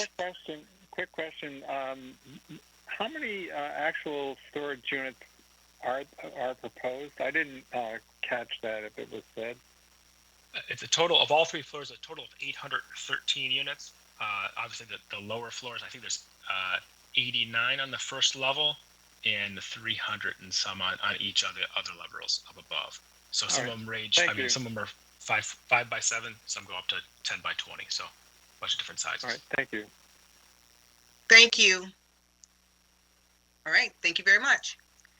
Our next item is the Historic District designation for the Magnol House and the Smokey Robinson House. Thank you, Madam Chair.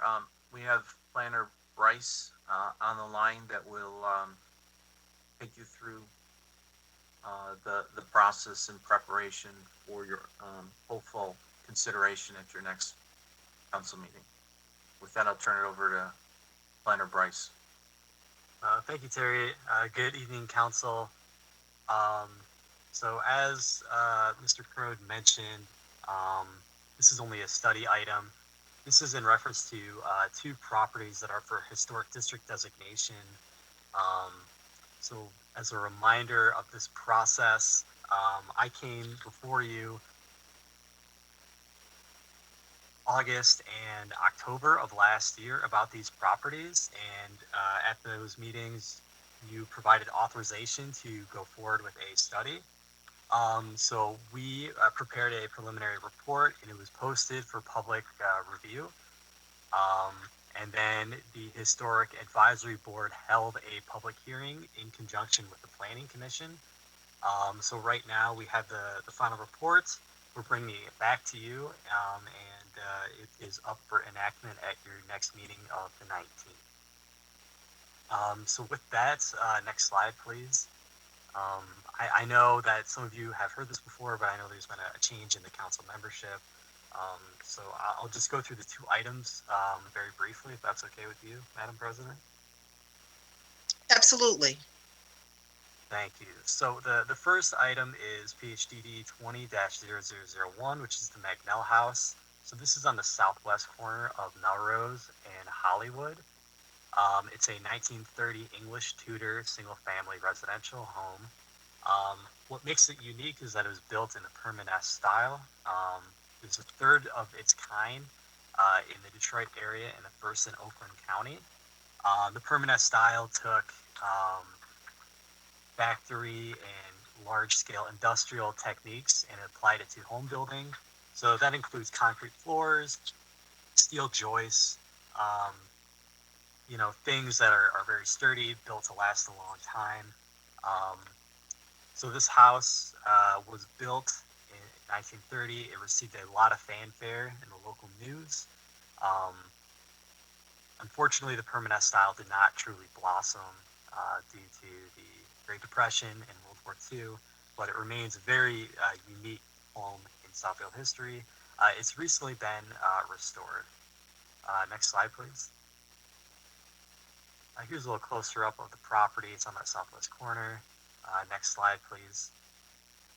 Here are some views of the house. So it's a stately looking Tudor, but again, it's these really unique construction methods that give it its historical value. Next slide, please. Here are some clippings from 1930 from the Detroit Free Press advertising it. You can see completed and ready for 200 years of service. That's how it was marketed. You can see the monolithic floor, some of the insulating blocks. So it's truly ahead of its time. Next slide, please. We can go to the next slide, actually. So when we evaluate historic properties, the city code asks us to look at the criteria that are used for the National Register of Historic Places. So this home is special for its stately Tudor appearance and for its place in Southfield history as part of its first major population boom, a time of great transformation for the city as it transitioned from farmland to a large city. However, the Magnell home is historically significant for its unique building method, the Permanent style. It is the first of its kind in Oakland County, and its provenance tells a story that mirrors the rise of the Detroit automotive industry. So the Magnell House meets the criteria for exceptional significance under criteria consideration C, as it embodies the distinctive characteristics of a method of construction. Next slide, please. The other house that is up for Historic District designation is PHDD 20-0003. This is on the southeast corner of Westland and West Hampton, the 1958 mid-century modern ranch. It's part of the historic Northland Gardens neighborhood. So when Northland was first developed, this neighborhood, Northland Gardens, was developed as a retail component of that master project. Northland Gardens was granted historic status at the national level recently. So the entire neighborhood is historic, and the home is already historic for that reason. But for local Southfield history, Smokey Robinson resided there from 1970 to 1973. So we're looking to recognize the house for that. Next slide, please. Here's a closer up showing the house. It's got a courtyard and a pool. Next slide. Here's some views of the house. It's got these great mid-century modern fixtures, typical of the entire neighborhood. Next slide, please. Here is the view of the front. Next slide. So this home is already recognized on the national level for its inclusion in the Northland Gardens subdivision. It retains a high degree of integrity of its original mid-century modern design. Instead, the home is important to local Southfield history as the noteworthy residence of Smokey Robinson. Today, the home is still known in the neighborhood as Smokey's House. The Smokey Robinson house meets the criteria for exceptional significance under criteria consideration B, as it is associated with lives or persons significant in our past. But with that, I'd be happy to take any questions. I just want to remind everybody, this is for local historic district designation only. So this has nothing to do with the state or national level. What this does is it allows us to recognize that these properties are significant, and functionally it protects houses and other properties as any kind of building permits or demolition permits. If a property is historically significant, these requests have to go to the Historic Commission first. So it's a way to protect them, and it's a way to recognize their local historic value. So as Terry said, this is just a study and a discussion, and we will be coming back to you in 1 week to request final enactment. Thank you. Just one thing on our agenda, we have this as the historical designation with the 00-2. It should be 000-3, according to what we're seeing on the screen now. That's just a minor. That's correct. Yep. Just so when you bring it back, we have the right numbers. Okay. Council, I'm going to open to you for, I'm sorry, Terry, did you want to add anything? No, I think Planner Bryce covered it all, but I'll be happy to help answer any questions if the council has any. Thank you. Okay. Thank you. Councilwoman Banks? I think the only question I have is local historical designation. If someone wanted to change the inside of the house, that would not be covered under this designation, correct? That's correct. Okay. It's the exterior changes as well as if the building official got a request for demolition, he would have to pass that on or slow it down by getting review from the Historic Commission first. And then would that come back to council to either approve or deny? I think, and Planner Bryce, you can correct me if I'm wrong, I think they make the recommendation back to the building official. Because typically the council does not get involved in residential construction or review. Mm-hmm. Okay. Thank you. No further questions. Thank you. Councilman Brightwell? I only have one question, and perhaps I missed it in conversation or reading. Why is it called McNeil House again? Yeah, I can answer that. So it was inhabited by a Dr. McNeil for quite a long time. I think at least 40 years. I believe he inhabited from the 50s until the 1990s. So since he's been the longest resident of that house, that's just what we've been calling it. Okay, all right. And Councilman Brightwell, I can attest that either the first owner of a home or one of the long-standing owners of the home is traditionally given the honor of naming of homes of significance as reference. So this is typical with national trends. Okay, all right, thanks. Thank you. Thank you. Councilman Cruz? Yes, just kind of going on a little bit with Councilman Brightwell. I think, given the designation of the home, do we pay any type of residuals or anything to Smokey Robinson, or does he even still own the property, or is we just call it that because he was the longest person that lived in that house? Well, if I could, in particular, the criteria consideration in this particular case, B, is he was associated with lives or persons significant in our past. That's why this particular house is being referenced as Smokey Robinson House. Okay. So there's no cost to us, extra or anything. We don't have to add anything. We're aware of, no. Yeah. Okay. Very good. Well, I'll take it. No, I'm just kidding. I have no questions. Okay, thank you. Councilman Frazier? Yes. Do the people that currently live there have to give their authorization to make that a historically significant place? They do. So I think anyone can make a request, but the way that the city code is written is that the advisory board, the ad hoc members are actually picked as the owners of the properties. So for this process to go through, the owners of the properties themselves have to endorse and be a part of the process.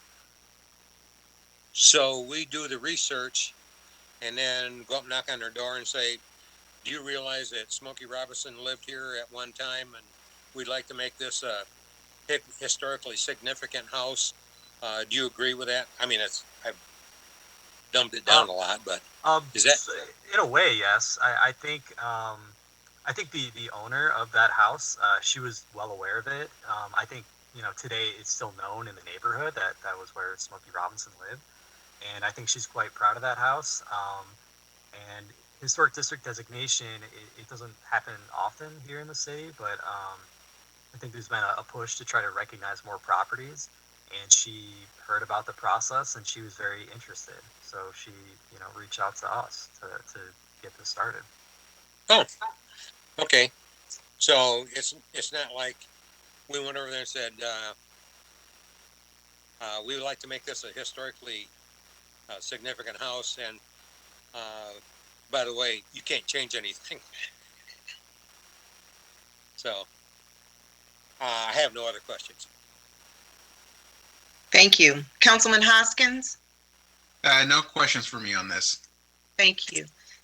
Councilman Mandelbaum? No questions for me, except I hope in a couple of years people know my house as Councilman Mandelbaum's house, and we can make that an historic house. Okay. All right. Terry or Planner Bryce? Yeah, just that this will be on your consent item for your consideration next week. Okay. All right. Did anyone else have any comments? City Administrator, Mayor, anyone? All right, hearing none.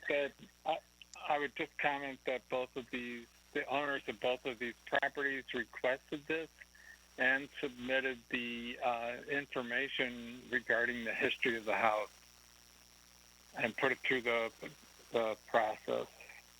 That's great to know. Thank you. All right. So we'll see this back on the consent agenda for July 19th. Thank All you. right. Good evening. Mm-hmm. Our next item is the appointment of Lisa Hawkins to the position of Director of Multimedia Operations. Fred or James? Thank you, Madam President.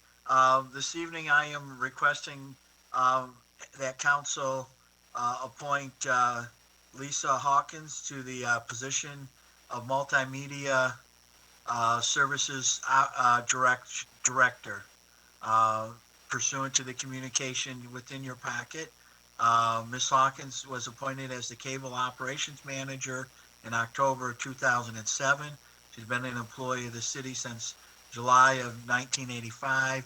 She holds a bachelor's degree of arts from the University of Detroit, specializing in TV production. The proposed salary is at grade O, step 7, and the base wage of $93,582. Upon a 6-month performance review, she will be eligible as same rights and benefits as afforded to other management group employees.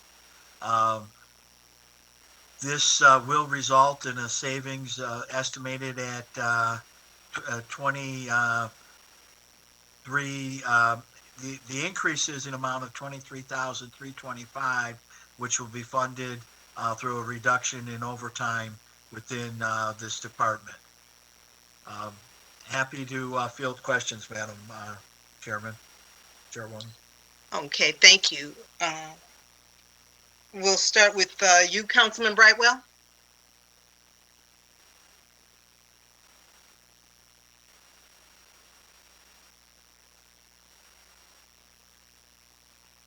Okay, we'll come back to you, Councilman Cruz.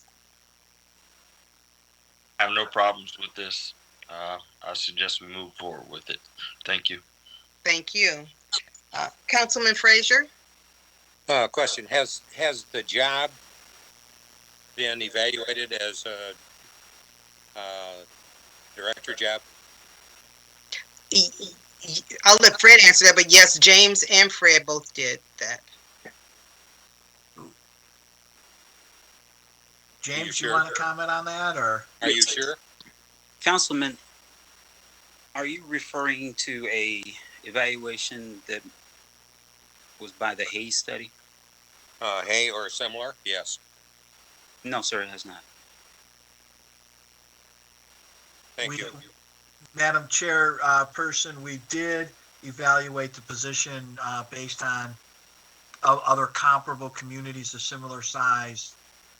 So it's been based on wage comparison and what other cities are doing, but we did not evaluate this pursuant to the Hayes system. Okay, thank you. That's it. Sorry. Okay, sorry, I misspoke, Councilman Frazier. Councilman Hoskins? Thank you. So with this position, if we approve it, will this be, will Ms. Hawkins' current position be open? There would be a Ms. Hawkins' position is currently an ASME supervisor's position, and yes, there would be a replacement for that ASME supervisor's position. As council knows, that has been historically a working position as well as a managing position. For me, one of the concerns I have is just about the amount of overtime, and just how that comes up, how we can better look at that, better track that, why it keeps happening. I just want to make sure we're not like working our employees to death around here, especially if we're going to now, if that position is going to be open and we're going to fill that position with someone else. I don't want, there being some issues with the amount of overtime.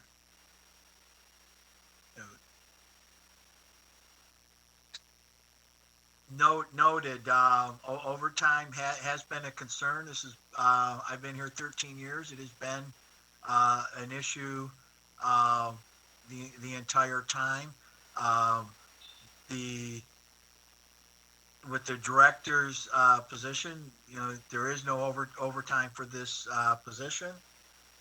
It is a salaried position. I'm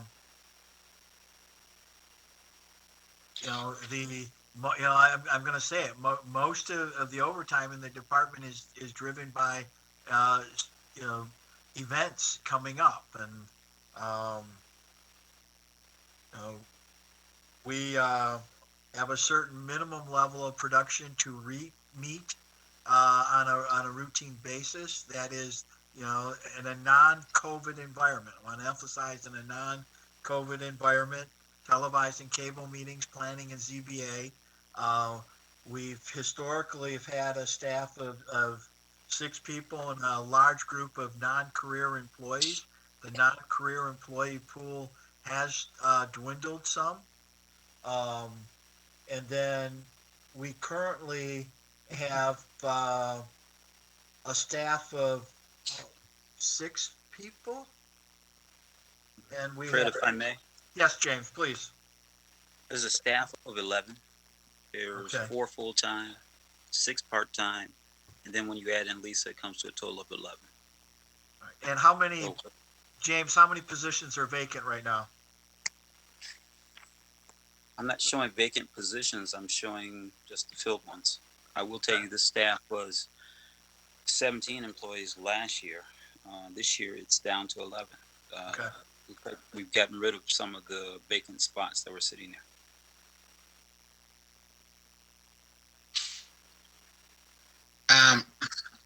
For this position, there's a 6-month 6-month review. Who does that review? I will be responsible for that review. Has there been a review done for? Not to my knowledge. James, you want to comment? I asked you to look at her records historically. There was a request to take a look to see when the last review. Yes. I don't believe there's been a review in the last 15 years. Is that common? Is that typical for that position? I don't believe that's typical for the organization. I think that may be typical for the department.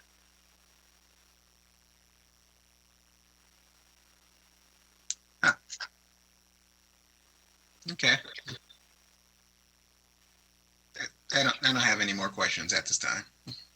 Okay, thank you. I can say that for the overtime report, that the finance committee reviews all overtime, and they get a report every month. So they are watching all areas of overtime.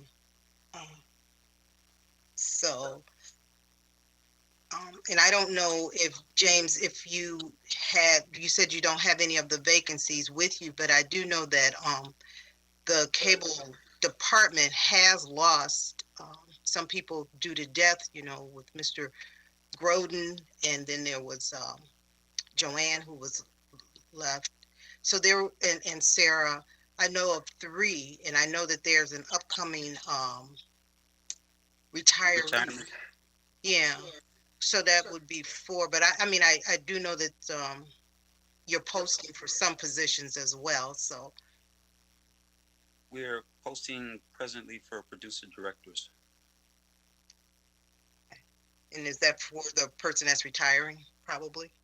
One for the person retired and one for an open spot. So there are 2. Okay. Okay. Thank you. Madam President, I did say this department was 17 people. In 2020, it's 11 people as of 2021. Okay. Okay, thank you. Mr. Mandelbaum? Yes, thank you. The council president just mentioned that the overtime is monitored by the finance committee. And I happen to be a member of that committee.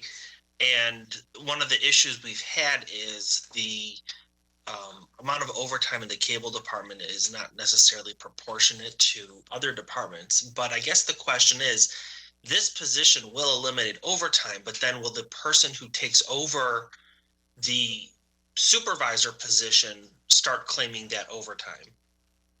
Or will there be something in place to watch that overtime? What will be put in place is a communication that there is no overtime in cable, but everyone needs to recognize that the last minute requests for things to be filmed and things will not be able to happen. The department with the 4 professional people, 160 hours, will have to stay within that budget. So will the employees be working on like a flex schedule? The employees currently work on a flex schedule. The majority of them are non-career employees who come in as needed, and the full-time employees will need to work on a flex schedule as permissible within our collective bargaining agreements. Okay. I noticed that this position is level O, yet on the job description we received, it says it's a level P. That is an error. It is to be a level O. James, if you want to speak to that, part of this was putting this on parity with our community relations department. It is supposed to be grade O, step 7. Yes, that's correct.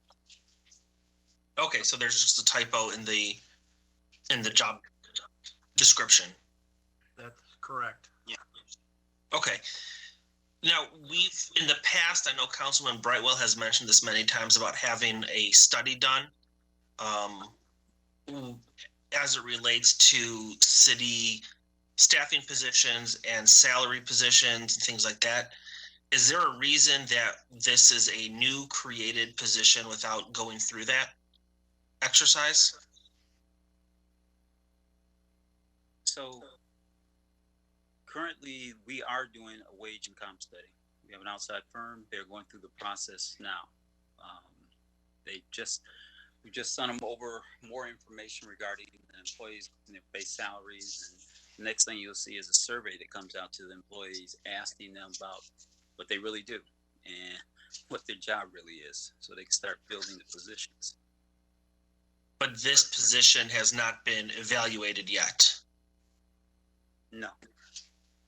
But James, we did conduct wage surveys from other communities, correct? I mean, yes, we've got a document there. We reached out to a number of communities to try to determine what the salary should be for a director level and or what the manager level is. And we pulled in a number of places.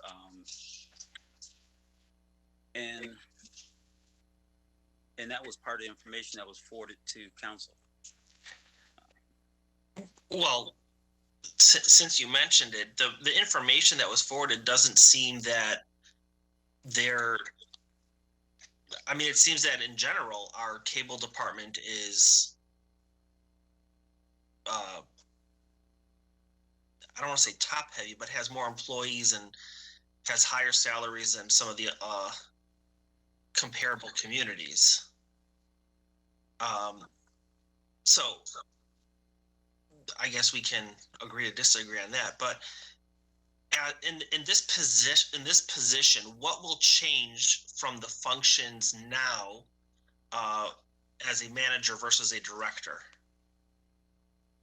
Director is supposed to, if I may, the director is supposed to be more strategic, long-term views. What should we be doing with HD and other things? Whereas the manager is a day-to-day. Let's get the work done. Here's the schedule. Here's the people. Let's get it done. So has Ms. Hawkins been interviewed for that type of position, or is it just because she's currently the manager and we're going to create this position, we'll move her there and have her do that job? To my knowledge, Ms. Hawkins has not been interviewed relative to this position. She did submit a PDQ, and we went through the PDQ process.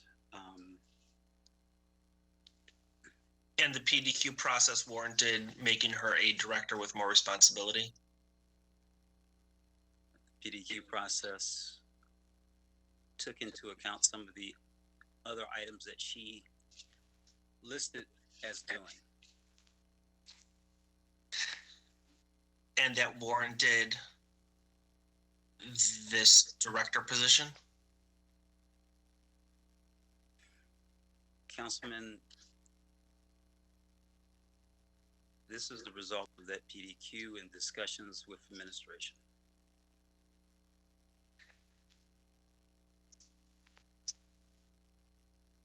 Is there, so because of that PDQ, is that the reason we did not put this out for other employees or other outside applicants? Similar to how we did it for other open jobs within the city?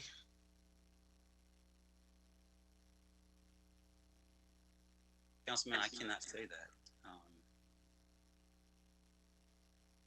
Normally, if we have someone in-house who has the expertise and we believe that a higher level job is available, if the expertise is in-house, we try to utilize the person in-house and give them the opportunity if possible. Okay. Thank you. Thank you. Councilwoman Banks.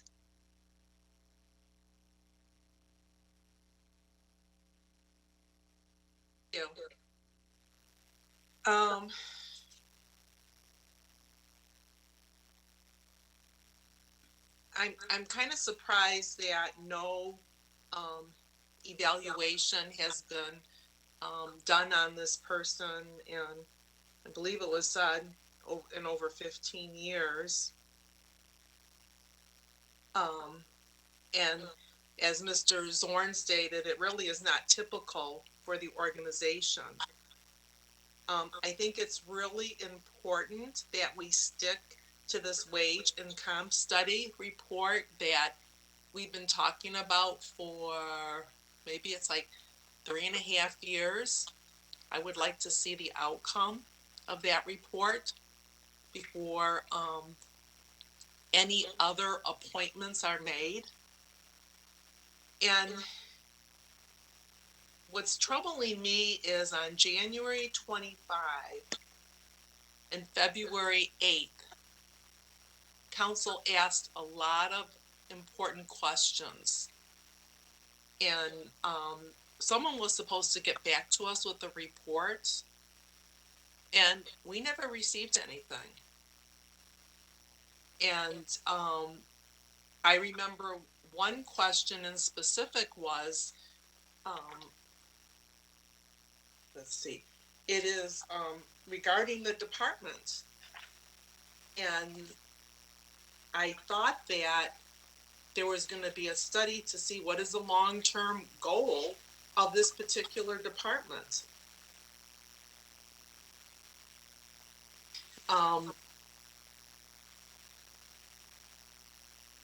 I think council's questions from January 25th and February 8th need to be addressed.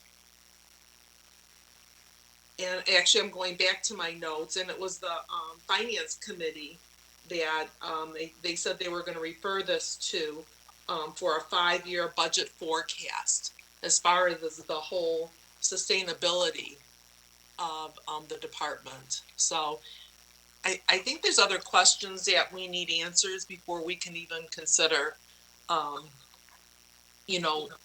approving or denying this request. And someone should have all the notes from all the questions that council asked from both of those meetings. And I don't know if any other council person has received the answers, but I haven't.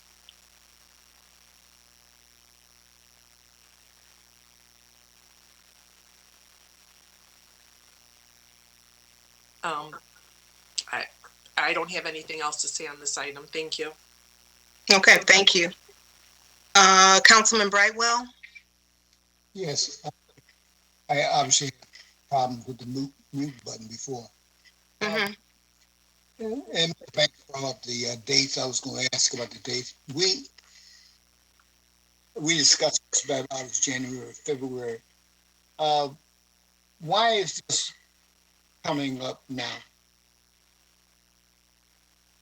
What do they bring this forward now? Okay.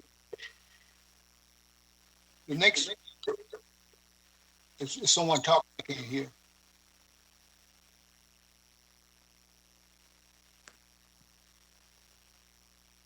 Madam Chair, there? I'm here. I'm sorry. Did you ask me a question?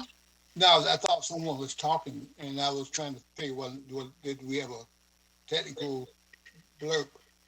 No, I didn't hear anyone say anything. Okay, all right. The next question is, who would actually oversee when they indicated they hadn't had a performance review in 15 years?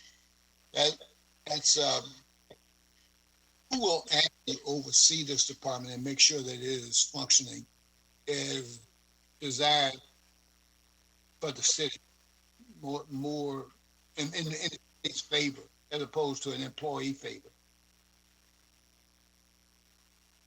Mr. Chairman, that would have been the city administrator's function, myself, Mr. Charette.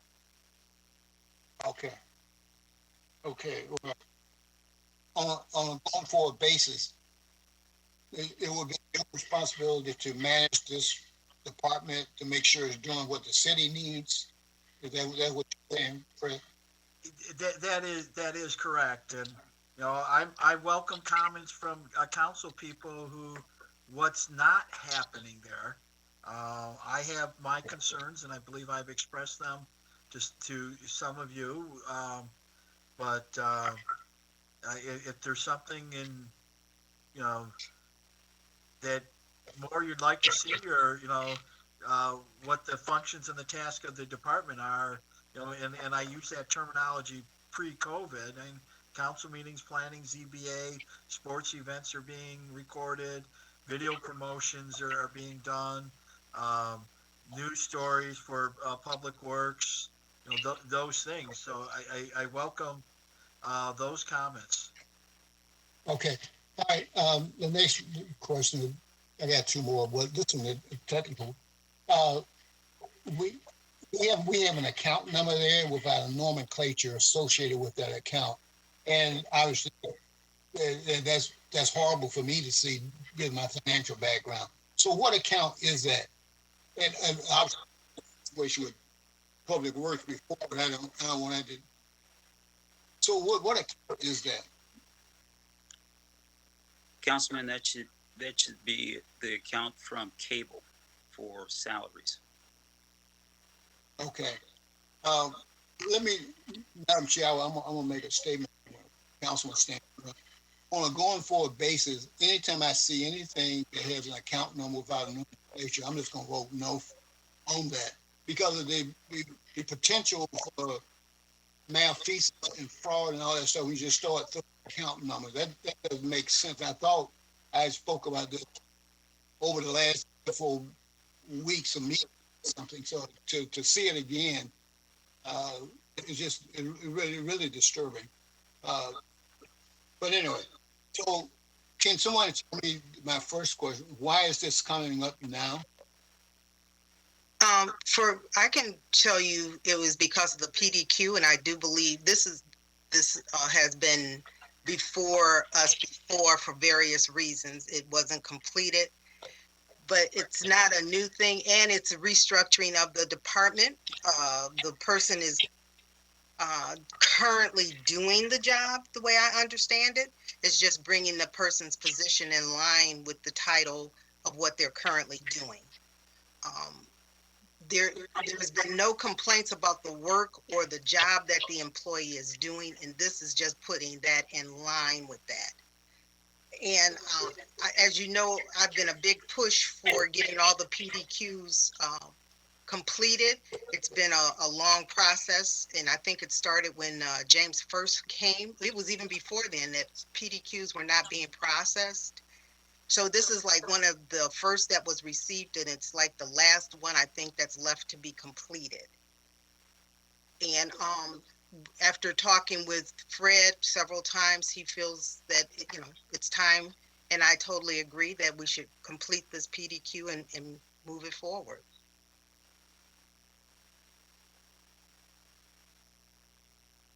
Okay.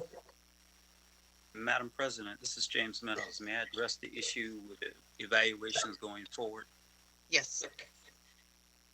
One of the things that I've requested and the council has been good enough to approve is more software for HR. One of those software packages is training. Another one is for recruitment, so we do a better job of attracting applicants. But the third one is for evaluations. It will track all evaluations in the city and let supervisors and people above them know what's red and needs to be done and when it should be done. So we'll avoid things like this in the future.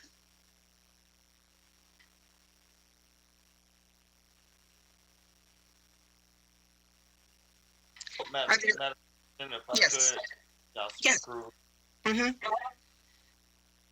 the reason that I really wanted to just move forward with this because our city administrator and our human resource director have both recommended this to us. So the point of us hiring them is to make these type of recommendations. But at the same time, I feel what my saying, and it's that we have some but nonetheless, we want to make sure that the whole organization is made whole, all of our employees. And so, why I would really advocate for it. But again, if not feeling comfortable with it, maybe just a little more information might be helpful to us. And we might visit this at a later date and talk about it then. And so when people have maybe a little more information. Thank you. Thank you. Thank you for your comments, Councilman Cruz. But the information that was asked was provided. I don't know how much more the job description, the person is doing the job. It's something that they're currently doing. We have the recommendation from both the city administrator and the human resources director. I don't know how more time is going to, I don't know what that would bring. I think, if council feels different, if council feels differently, it's fine. Council Chair? Yes. I have a question to the, Mr. Meadows. Mhm. Mr. Meadows, could you please tell me, how many PDQs do you still have to process? Councilwoman, I have to pull the report and I can forward that information to you and the rest of the council tomorrow. Can you tell me approximately, give or take?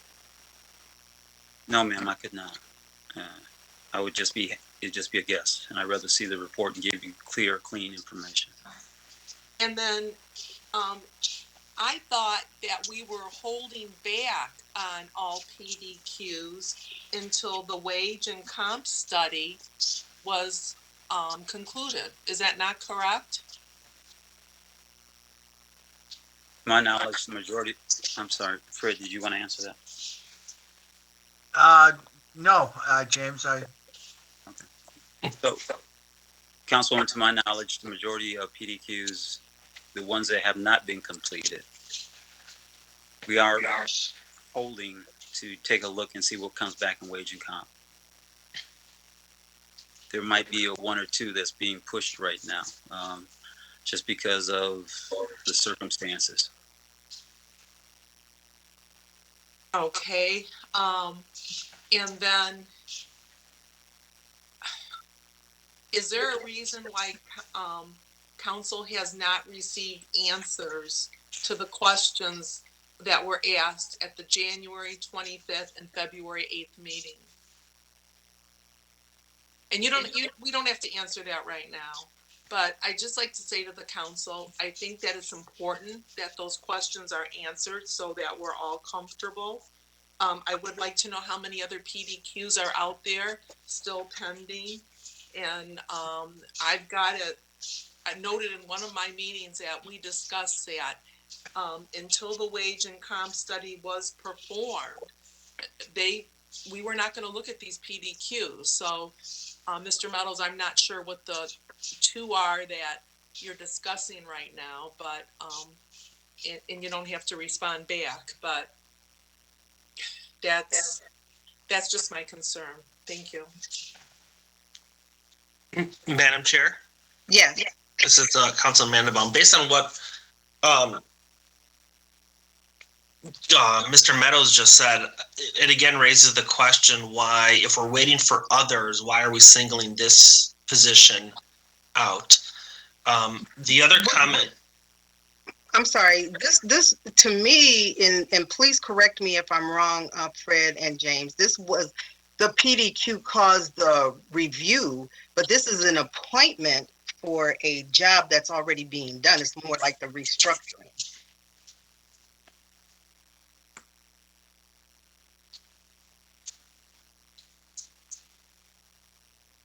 Madam Chairwoman, I agree there is a restructuring of the position, and it acknowledges the evolution that we've seen in the cable department.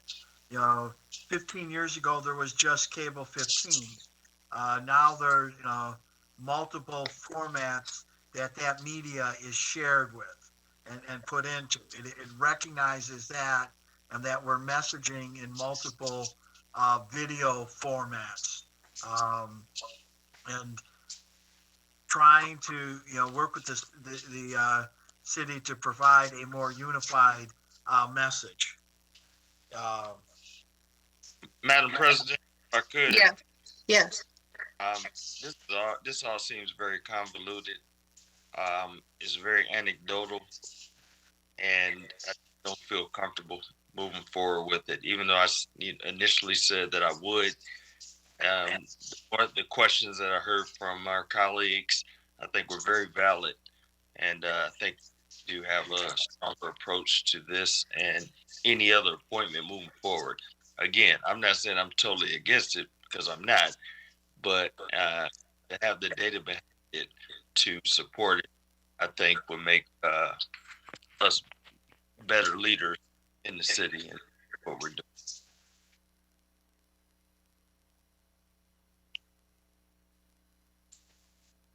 Thank you. I'll ask one other question, and then, again, based on something that was mentioned earlier, Mr. Zorn mentioned that he's voiced some concerns about things that he has currently with the cable department, and based on the conversations that at least that I've had with him, I'm kind of shocked that he's requesting this appointment. It's been addressed that there's been no review done in the last, 15 years or so. But based on some of the concerns that I've heard, I'm not sure why this is being brought to the full council. Frankly, it's mind-boggling to me. Madam Chairwoman, this is brought to the council in an effort to simply put this issue to rest. It's been out there for a while. In January and February, my statement was, these are the players I have on the team. Given the budget constraints that we work within, I believe I can make this team work. Regarding the performance, candidly, as administrator, I don't go into every issue I have with each of my department heads, and I have issues, and those are discussed when they're appropriate. I bring in the human resource department and deal with those issues. There are certain things in the chain of command that are within my authority as city administrator. I think it should not come to any surprise here that I believe most of you, I at one point have communicated to you, most of you, my frustration over the entire appointment process. It is very unique in a form of a city. I believe it's, I know from conversation with your city administrator was a large part of the reasons why he stepped down. At a certain point, there needs to be less interference and allow whoever is in this position to manage and direct. And it's funny, I've not had, and I've said this, I don't hear a plethora of complaints about things not happening in cable. Yes, I have heard about overtime. And when I get into the overtime situation, it's about trying to get something out in production that unfortunately there's usually time delays. And when I dig into it, it's simply where the department's not been given, something in a reasonable amount of time. But I want to be clear, I have issues with every department, and we work to rectify those throughout the organization. And even this conversation is very awkward. It makes my job much harder in managing my employees. We'd rather have conversations privately with our managers and directors to make change, to rectify things, and to amend and have a culture that can evolve and adapt. Thank you. Thank you. And we have had other appointments all throughout the year that we've been doing, and we have been asking for various studies and that, and we've gone ahead with the appointment because it was on the recommendation of the city administrator and or our director of HR. But I would like to speak to the wage study. The request did come about 3 years ago. We had to put it in the budget. When it came up, it was not budgeted. I believe it's a substantial, $200,000 line item. And then even going through the RFP process in the COVID environment, when we did get it funded in last year's budget, was a real challenge. We are now under contract, and it is starting. The same thing, that was one of the challenges we had. Okay, thank you. Madam President? Yes. Madam President? Yes. It's kind of interesting that early on in this meeting, we had a problem with one of the departments where they overspent the budget by $150,000. And it's because it wasn't very clear what their responsibility was and their roles were. And I said at that time, I think it's a culture problem.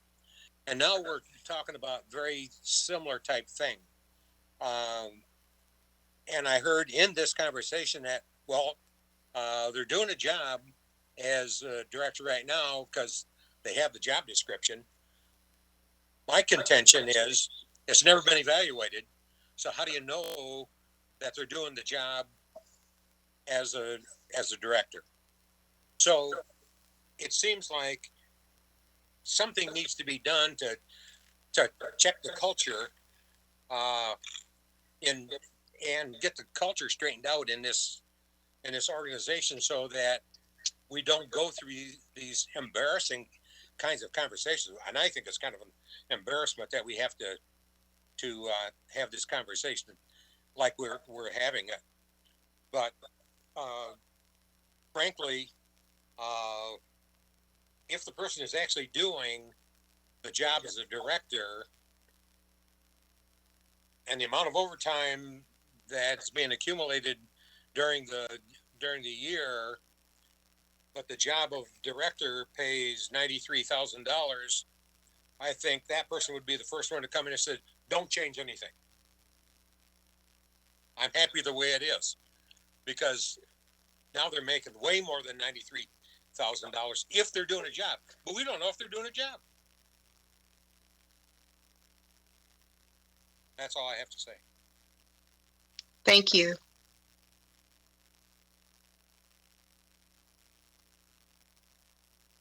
Okay. Any other comments or anyone?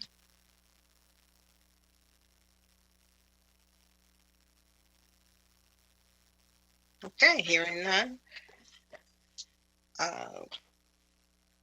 Council, does this get moved to our consent agenda for next week, or what are you proposing?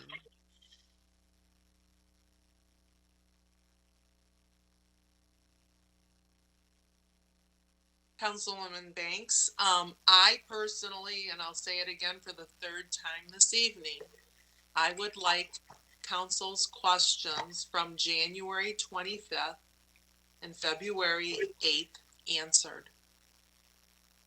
And I'm not sure how we would do that, but there were a lot of very good questions that were asked, and I would like those answered.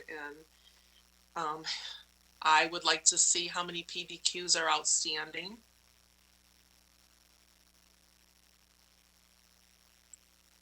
And I agree. I think that those questions should be answered, and I think that the number of PDQs should be given to you. And I think James said he could provide the number tomorrow.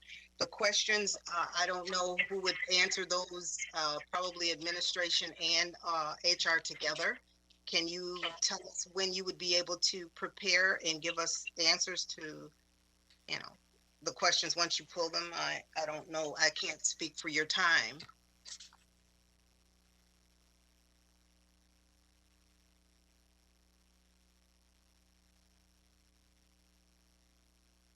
Chairwoman, I'd like, if James and I can have a conversation with Ms. Banks, let's make sure we have all the questions. I'm Okay. looking through notes from, there were certain things discussed closed session, but I just want to make sure that I have the questions. Okay. Madam Chair, Yes. Given the tenor of the conversation, I think the next time we discuss any personal issue that has not been 100% verified, that all these personal issues in closed session, because as Mr. Frazier indicated, this can be embarrassing.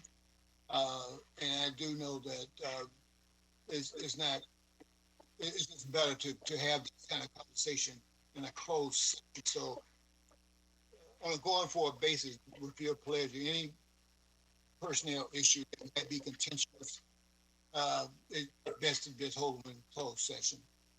I don't know if we can do that. I'll defer to legal. Yes. Good It's evening, perfect with personnel. Under the Open Meetings Act, if it's, for example, a personnel evaluation, as we are discussing this evening, that individual, that employee would have to request that it be in closed session. If the employee doesn't request a closed session, then we would do as we did this evening.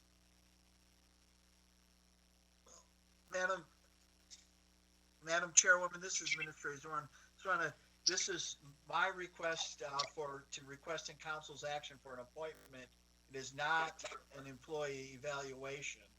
I just want to be clear on that. If council wants to, have the administration come back and respond to some of these other questions, but I'm going to try to frame them just in reference to this appointment, and not necessarily evaluation. If there is an evaluation, I think it's fair to do it on the entire department.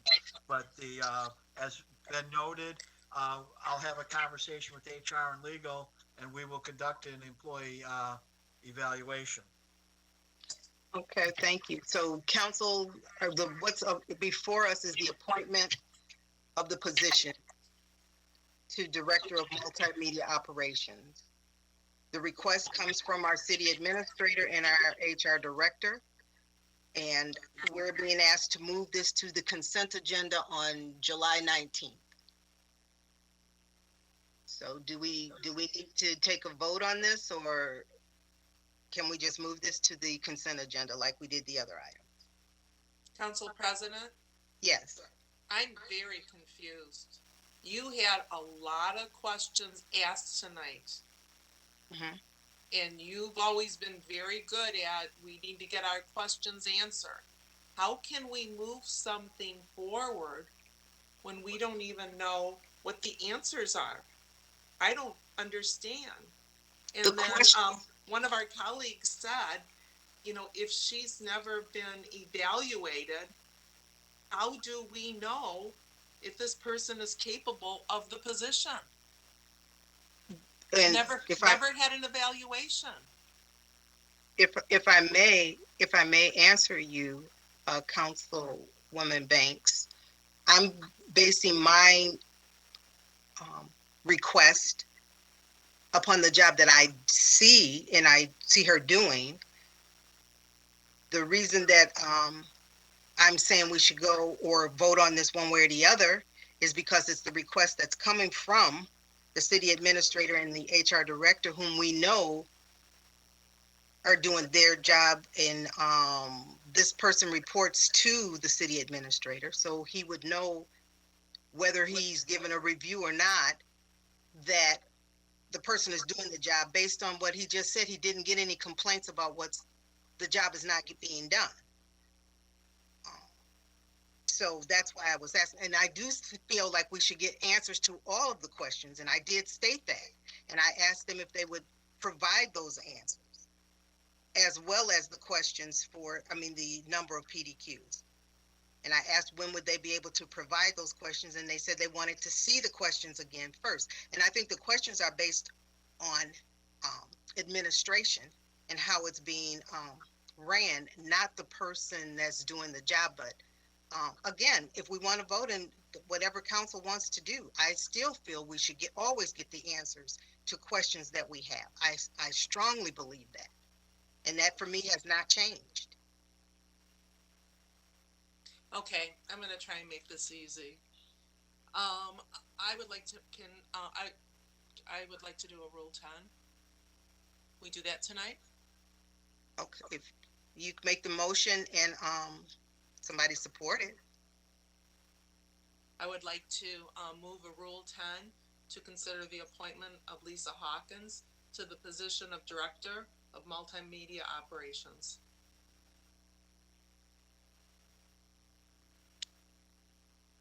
I'll second them. It's been moved by Councilwoman Banks, supported by Councilman Cruz, for an immediate need to act, a Rule 10 for the appointment of Lisa Hawkins to the position of Director of Multimedia Operations. Madam Clerk, would you please call the roll? Banks, Yes. Brightwell,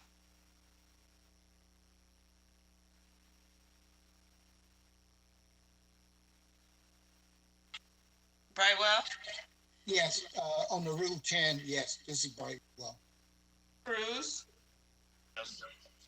Frazier, Yes. Hoskins, Yes. Mandelbaum, Yes. and Taylor. Yes. Okay, Councilwoman Banks, I move that the appointment of Lisa Hawkins to the position of Director of Multimedia Operations be denied.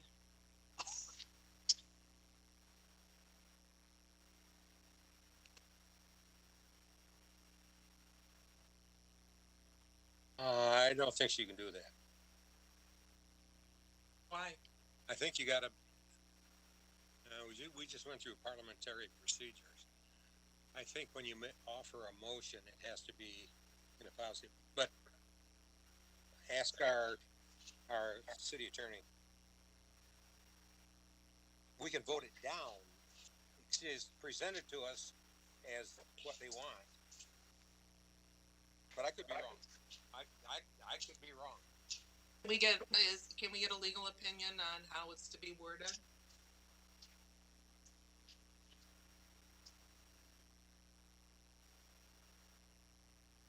Is our city attorney on the line? I'm sorry, I had to step away. What was I'm back. What was the question?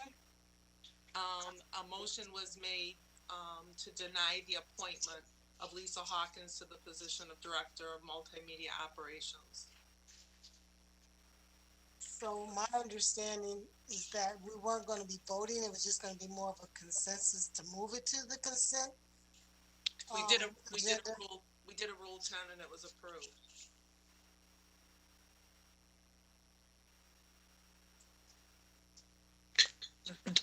This is Councilman Mandelbaum. The question is, does the motion have to be a positive or a negative?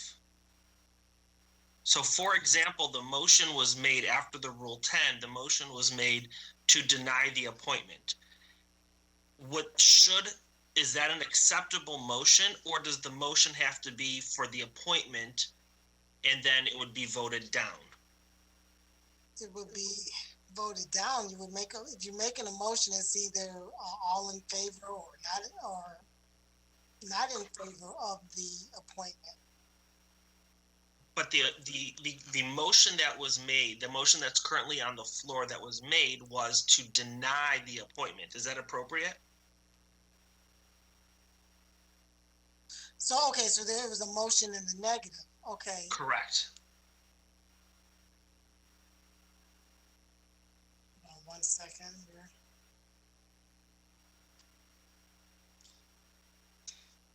I don't think you can do that because I'm kind of just, sorry, I had to step away. So the motion either has to be for or against, but you're saying it was a motion to deny. So I don't know, that wouldn't be correct. You're making a motion in the negative to deny. The item on the floor was initially, before I walked away, was to vote for this, but now a motion came that says, well, I want to make a motion to deny it. So a motion in the negative is not appropriate. I'm sorry, Attorney King. If I would, through the president, the initial motion, as Councilman Mandelbaum said, was for the Rule 10. Okay, right. So that's the immediate need to act. And then Councilwoman Banks asked for a motion to then deny what was on the table. So, like, we should be able to do that.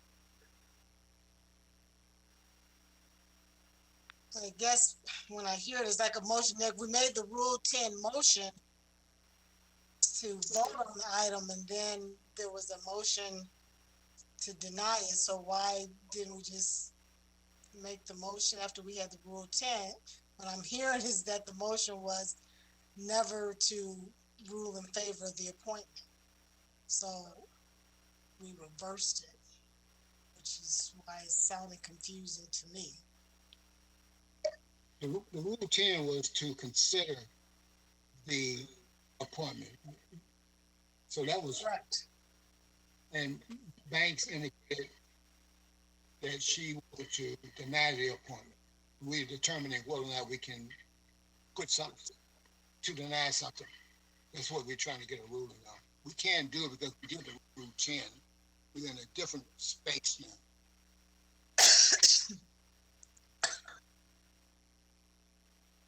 Well,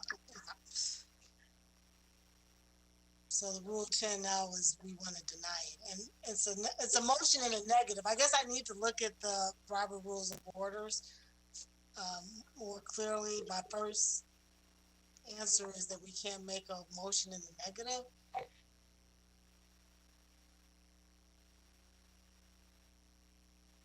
Council President, this is Marceline Pruitt, Deputy City Attorney. If I may, City Attorney, that is correct. You cannot make a motion in a negative. The motion has to be made to take action, and then it can be voted up or down. You can't make a motion to not take an action. You just don't take the action. Okay, so I will withdraw my motion. So the Rule 10 still stands? Correct. That is correct. Okay, so I will make a motion, or I move the appointment of Lisa Hawkins to the position of Director of Multimedia Operations.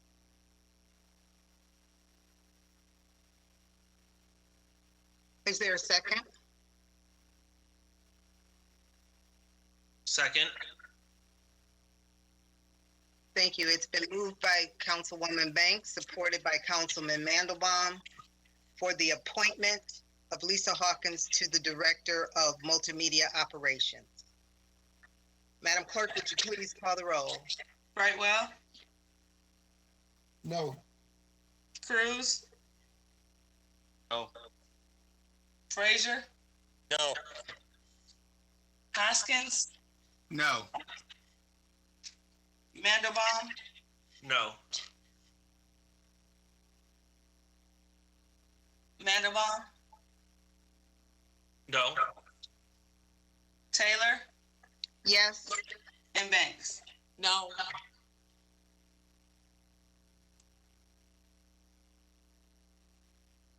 Okay, thank you.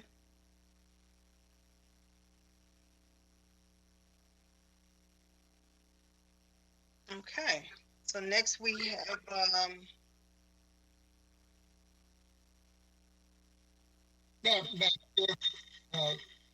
Madam Chair, yes. yeah, I want to bring this up again, but, and we can hash it out with legal and HR. But whenever we get into, I want to clarify something so we in this embarrassing situation in the future. If we, some kind of way, we can get some wording to have these HR type discussions, have them in closed session. And whatever we need to do, because this obviously can get embarrassing and could get in all kind of unnecessary, uncomfortable issues for everybody around. So can you or we as a group get with in HR just to avoid this in the future? Yeah, we can ask, and I still think we should get answers to the questions that were originally asked. I think we should get the date for that, and we should also get the number of PDQs. But I think that we should ask for a time frame, since this is information that's been asked and requested in the past. So could we have this by our meeting next Monday, on the 19th? Could we have all the questions answered and our number of PDQs, so that we will have those answers going forward?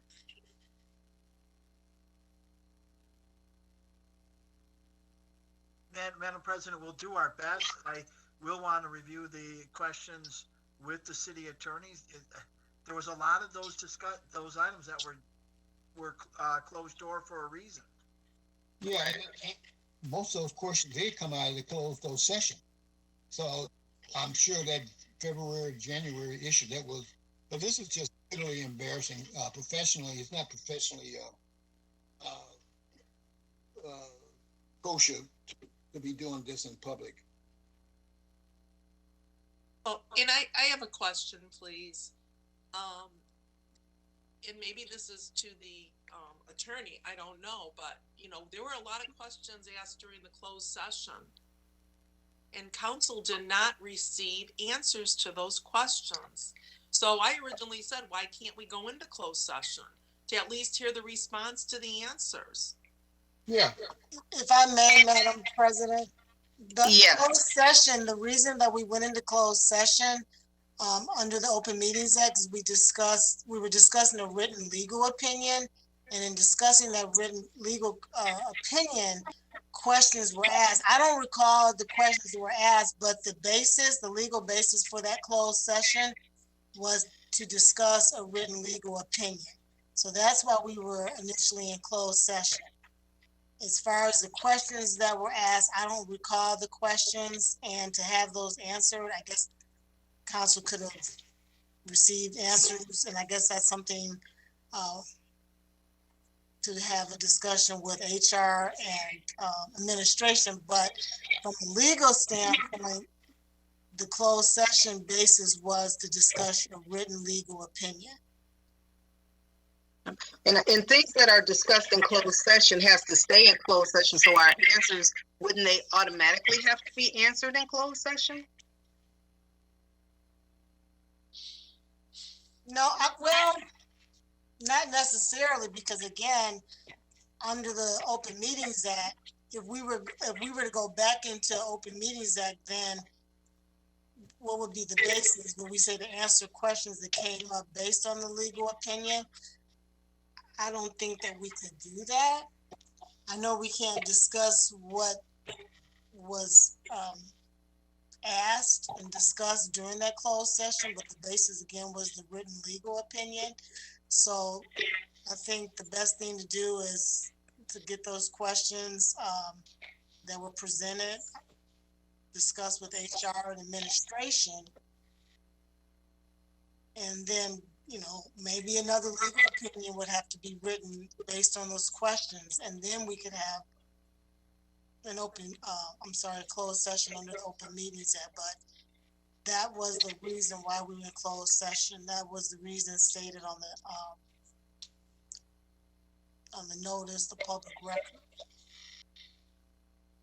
Okay, well, I don't know. I just know that if we get answers, are you just going to send them to us via email confidentially? Is that how, I mean, I don't know how you would answer something that was asked in closed session if we don't go back in closed session. Well, I don't recall what the questions were because we also had Attorney Tom Flory there to discuss that. So it's a matter of getting those questions to me, and then if I have to forward them to him, I just don't recall what the questions were.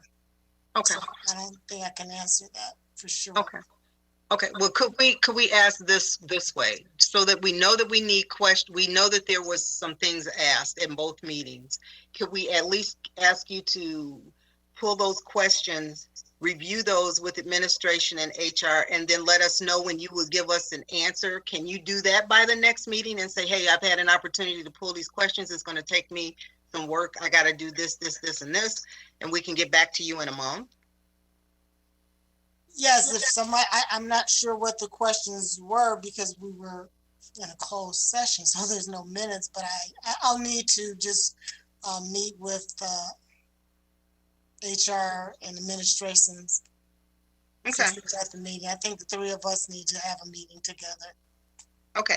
And could you report something back to us like by our next meeting? Just let us know something so we'll know.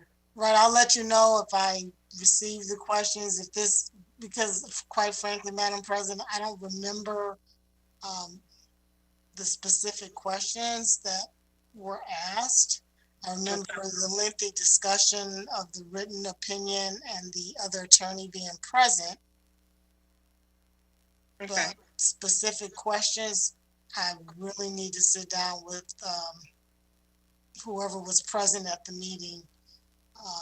Seeing that it was a closed session, I don't think there's minutes, but I will sit down with administration, HR, and if anyone that was, any of the council members could, send the questions to me also. And then based on that, I can provide a better response. Okay. Yeah, because this is a bad look on the council, the city, and administration, I think. And it's really a bad look for us. So the sooner we could get some kind of a resolution and resolve to this, I think the better it would be. And I do believe all of council agrees with that. Madam I don't know if the questions are even, the questions are probably a moot point right now because it's been voted down. But I would like to know about the PDQs.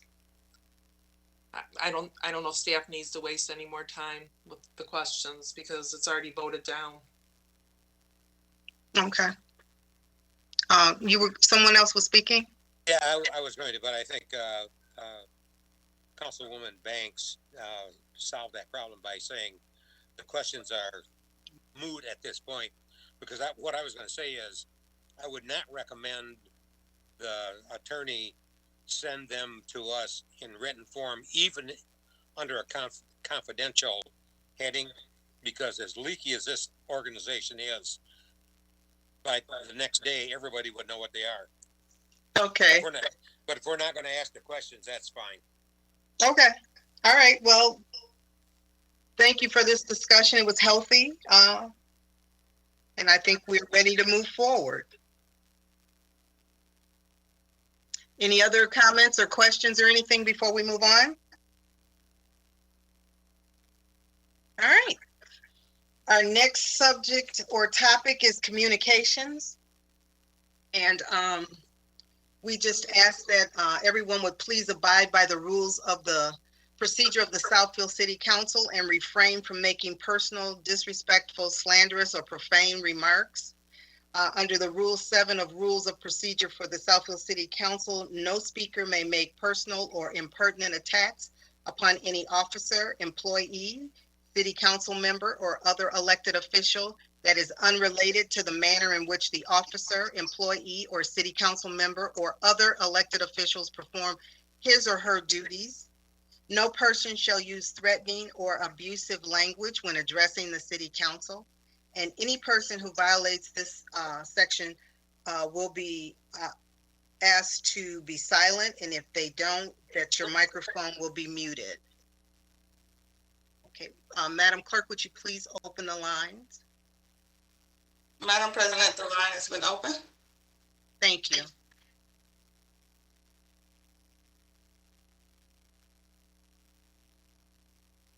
Good evening. My name is Gerard Mullen, Post Office Box 155, Southfield, Michigan, 48037. Madam President, tonight I wish to talk about the Southfield Local Officers Compensation Commission. This commission was created by Southfield Ordinance Number 771 under the authority of Public Act 8 of 1972. This commission determines the salary of each local elected official here in the city of Southfield and meets each odd-numbered year to make its recommendations. I'd like to challenge one of the proposed recommendations for this year. That is the annulment of a 63-year tradition of salary parity between the treasurer and the clerk. I'd like to point out that the Founding Fathers established this principle of salary parity back in 1958 via Section 5.4 of the City Charter. Quote, the salary of the city treasurer and city clerk, $7,500 per annum. This past practice of parity has been in place now for the last 63 years. That is the lifetime of this city. Why is this commission suddenly modifying a 63-year past practice established by charter law? Also, it appears that this commission doesn't know how to give a proper notice, a proper public legal notice.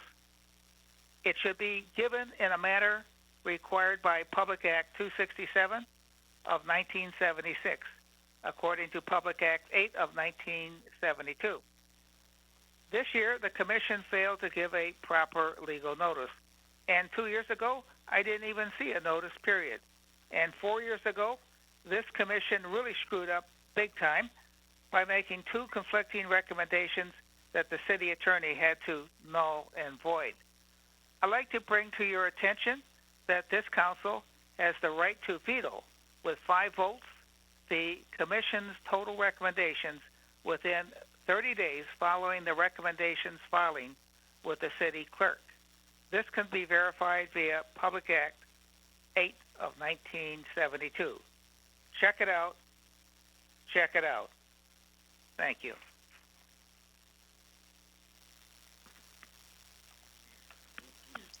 Thank you. Hello. Yes, hi. Put the timer on, babe. Okay, good evening. Pamela Gerald, P.O. Box 155, Southfield, Michigan, 48037-0155. You know, my husband said it best, and he said it better than I could say it. You know, 4 years ago, there was an attempt to lower the pay of the city clerk from the normal or standard $99,500, which was also an equal parity with the treasurer's salary, $99,500. My husband and I and the community was opposed at the thought of that commission lowering the clerk's pay down to $85,000. Now, I'm disappointed, as my husband indicated, that this commission, working with Human Resources does not know the proper way to give a legal notice. Now, if you decided to do this meeting virtually, then there should have been some virtual legal notices and within a certain amount of time. As my husband alluded to, the Open Meetings Act and the Home Rule Act, there is something called the durational period, which says how long a meeting is supposed to be posted. So the fact that you did this, Local Officers Compensation Commission and Southfield Human Resources, says to me that you're doing the common tactic of trying to slip one past the goalie with the short, improper legal notice. Now, for political reasons, you've got all these candidates talking about voter suppression. Do you think that this is resident or taxpayer information suppression? I think it is. I think it is. Whatever these recommendations are, if there's not equal parity with the treasurer, then this local officer's compensation is about to do something that's vexatious in nature, and I do not agree with it. Also, every 3 years, you know that our employees come up for a cost of living increase or a raise. All of this research to say what other people are making in other cities, the question needs to be asked, how do our employees rank for the jobs that they're doing in other cities? Come up with that data and impress me, but don't make no decision like the decision that is suggested. I don't agree, and I'll speak at the meeting on Thursday. Thank you. If you notify me. Thank you. Thank you. Hello? Yes. I'm Brandy Mermel. May I speak next? Yes, ma'am. I have to say I was quite impressed with your meeting. Everybody was orderly, and it was really very fascinating to hear you. I really like your counsel. To continue, though, with my problem, I have a street light at the corner of 10 Mile and Pierce. It's on the southeast corner. They took it out, the light fixture, about approximately over 3 months ago. I've talked to some important people in your department, and they finally concluded and told me that it'll take another 3-4 months to put the street light on. I'm sort of representing people that don't want to put their name on, but I used to be able to come up to my porch and with my key in my hand. Sometimes I work late. It's so dark. It's right at that little corner of 5 of us in the southeast side of 10 and Pierce. I've been approaching everyone a little bit in the council, a little in your administration, waiting 3 or 4 months because they say they finally found out that they're doing some underground work. There used to be, may I suggest for you please to look into this, Lee is an excellent engineer. She's the one that discovered this, that they had taken out the light pole because they're doing some underground work with the sewers or whatever, electrical. Right now there are 2 poles almost opposite each other on Pierce, maybe 25% away from my house. It used to light up my whole porch. There are Orthodox, they're all people, regardless, but in particular, late at night, Orthodox people come back from their synagogue. They cross my street. It's so dark. They have, their garb is like black and white, with a little white shirt and then black hats. I've seen some kids cross the street. It isn't just for me. It's a safety hazard. It's dangerous. I'm also afraid of getting killed, maybe. Some crazy person walking, not my community. I love my community.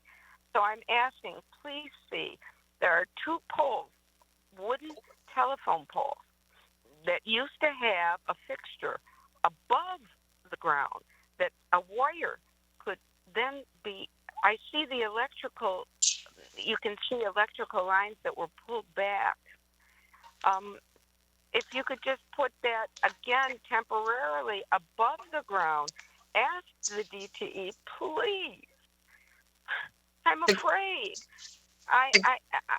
My mom and am I up? Yes, ma'am. Your time is up. Okay. Please, thank you. Look into this. Give me an opportunity. Okay. Okay. Thank you. Okay. Thank you.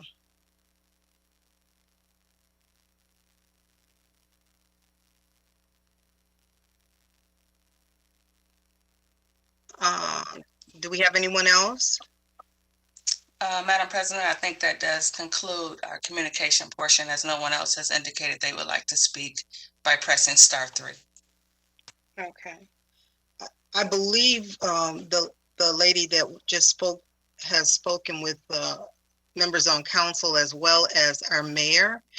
I'm not sure what the next steps are going to be. I didn't have an opportunity to read the email from the mayor earlier, but I'm just wanting to let whoever's listening know that we will reach back out to this person and try to work with her to get her questions and concerns resolved. But thank you very much for coming before us tonight.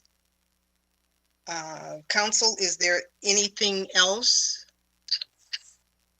Madam President, this is Councilman Cruz. Yes. Just to second what our resident was just speaking of, as she is clearly a neighbor of mine right down the street. And yes, there's a lot of work going on over here, and it get dark in that area. And I know that Councilman Mandelbaum has always concerned about the lighting situation and things as well in that area. So I just want to emphasize the fact that we make sure we get back to her and see if there's anything we can do at this point. Thank you, Madam President. Thank you. Would that be administration? Will someone from administration reach out to her? Or? Yes, Madam President. I'll speak with Lee Schultz to get a background on it. It sounds as though she may be familiar with what happened and how it gets rectified. Okay. Okay. So if I just may, just for the council, I tried giving everyone some background on this, but the resident did call me last week. I did speak with Lee Schultz, and the pole was removed for the construction that they're currently doing in that neighborhood, and the pole will be replaced after the construction is concluded because of some underground work that they're doing with the separation and the water lines and the sewer lines. The question really comes is what to do between now and then. The intersection is dark, but the question is what kind of light can be provided, if any, until the light pole is replaced once construction is finished in the fall. That's where it gets tricky. Okay. Thank you for shedding that light. So that's more information for Fred. Council, is there anything else? Madam Chair? Yes, Councilman Brightwell. I want to just say something. Thank you to one of our employees, city employee, Miss Hawkins. As you know, on June 30th, we had Robert Rules of Order class, and back in about 3 years ago, I initiated the Robert Rules of Order class for the council with their council approval back then. And a couple months ago, I asked that we have another class. And back 3 years ago, and again this year, Ms. Hawkins was instrumental in getting the Michigan Municipal League expert on Robert's Rules of Order. And on June 30th, I forgot to acknowledge Ms. Hawkins and the work she did. And through her contact and through her network, we were able to get Ms.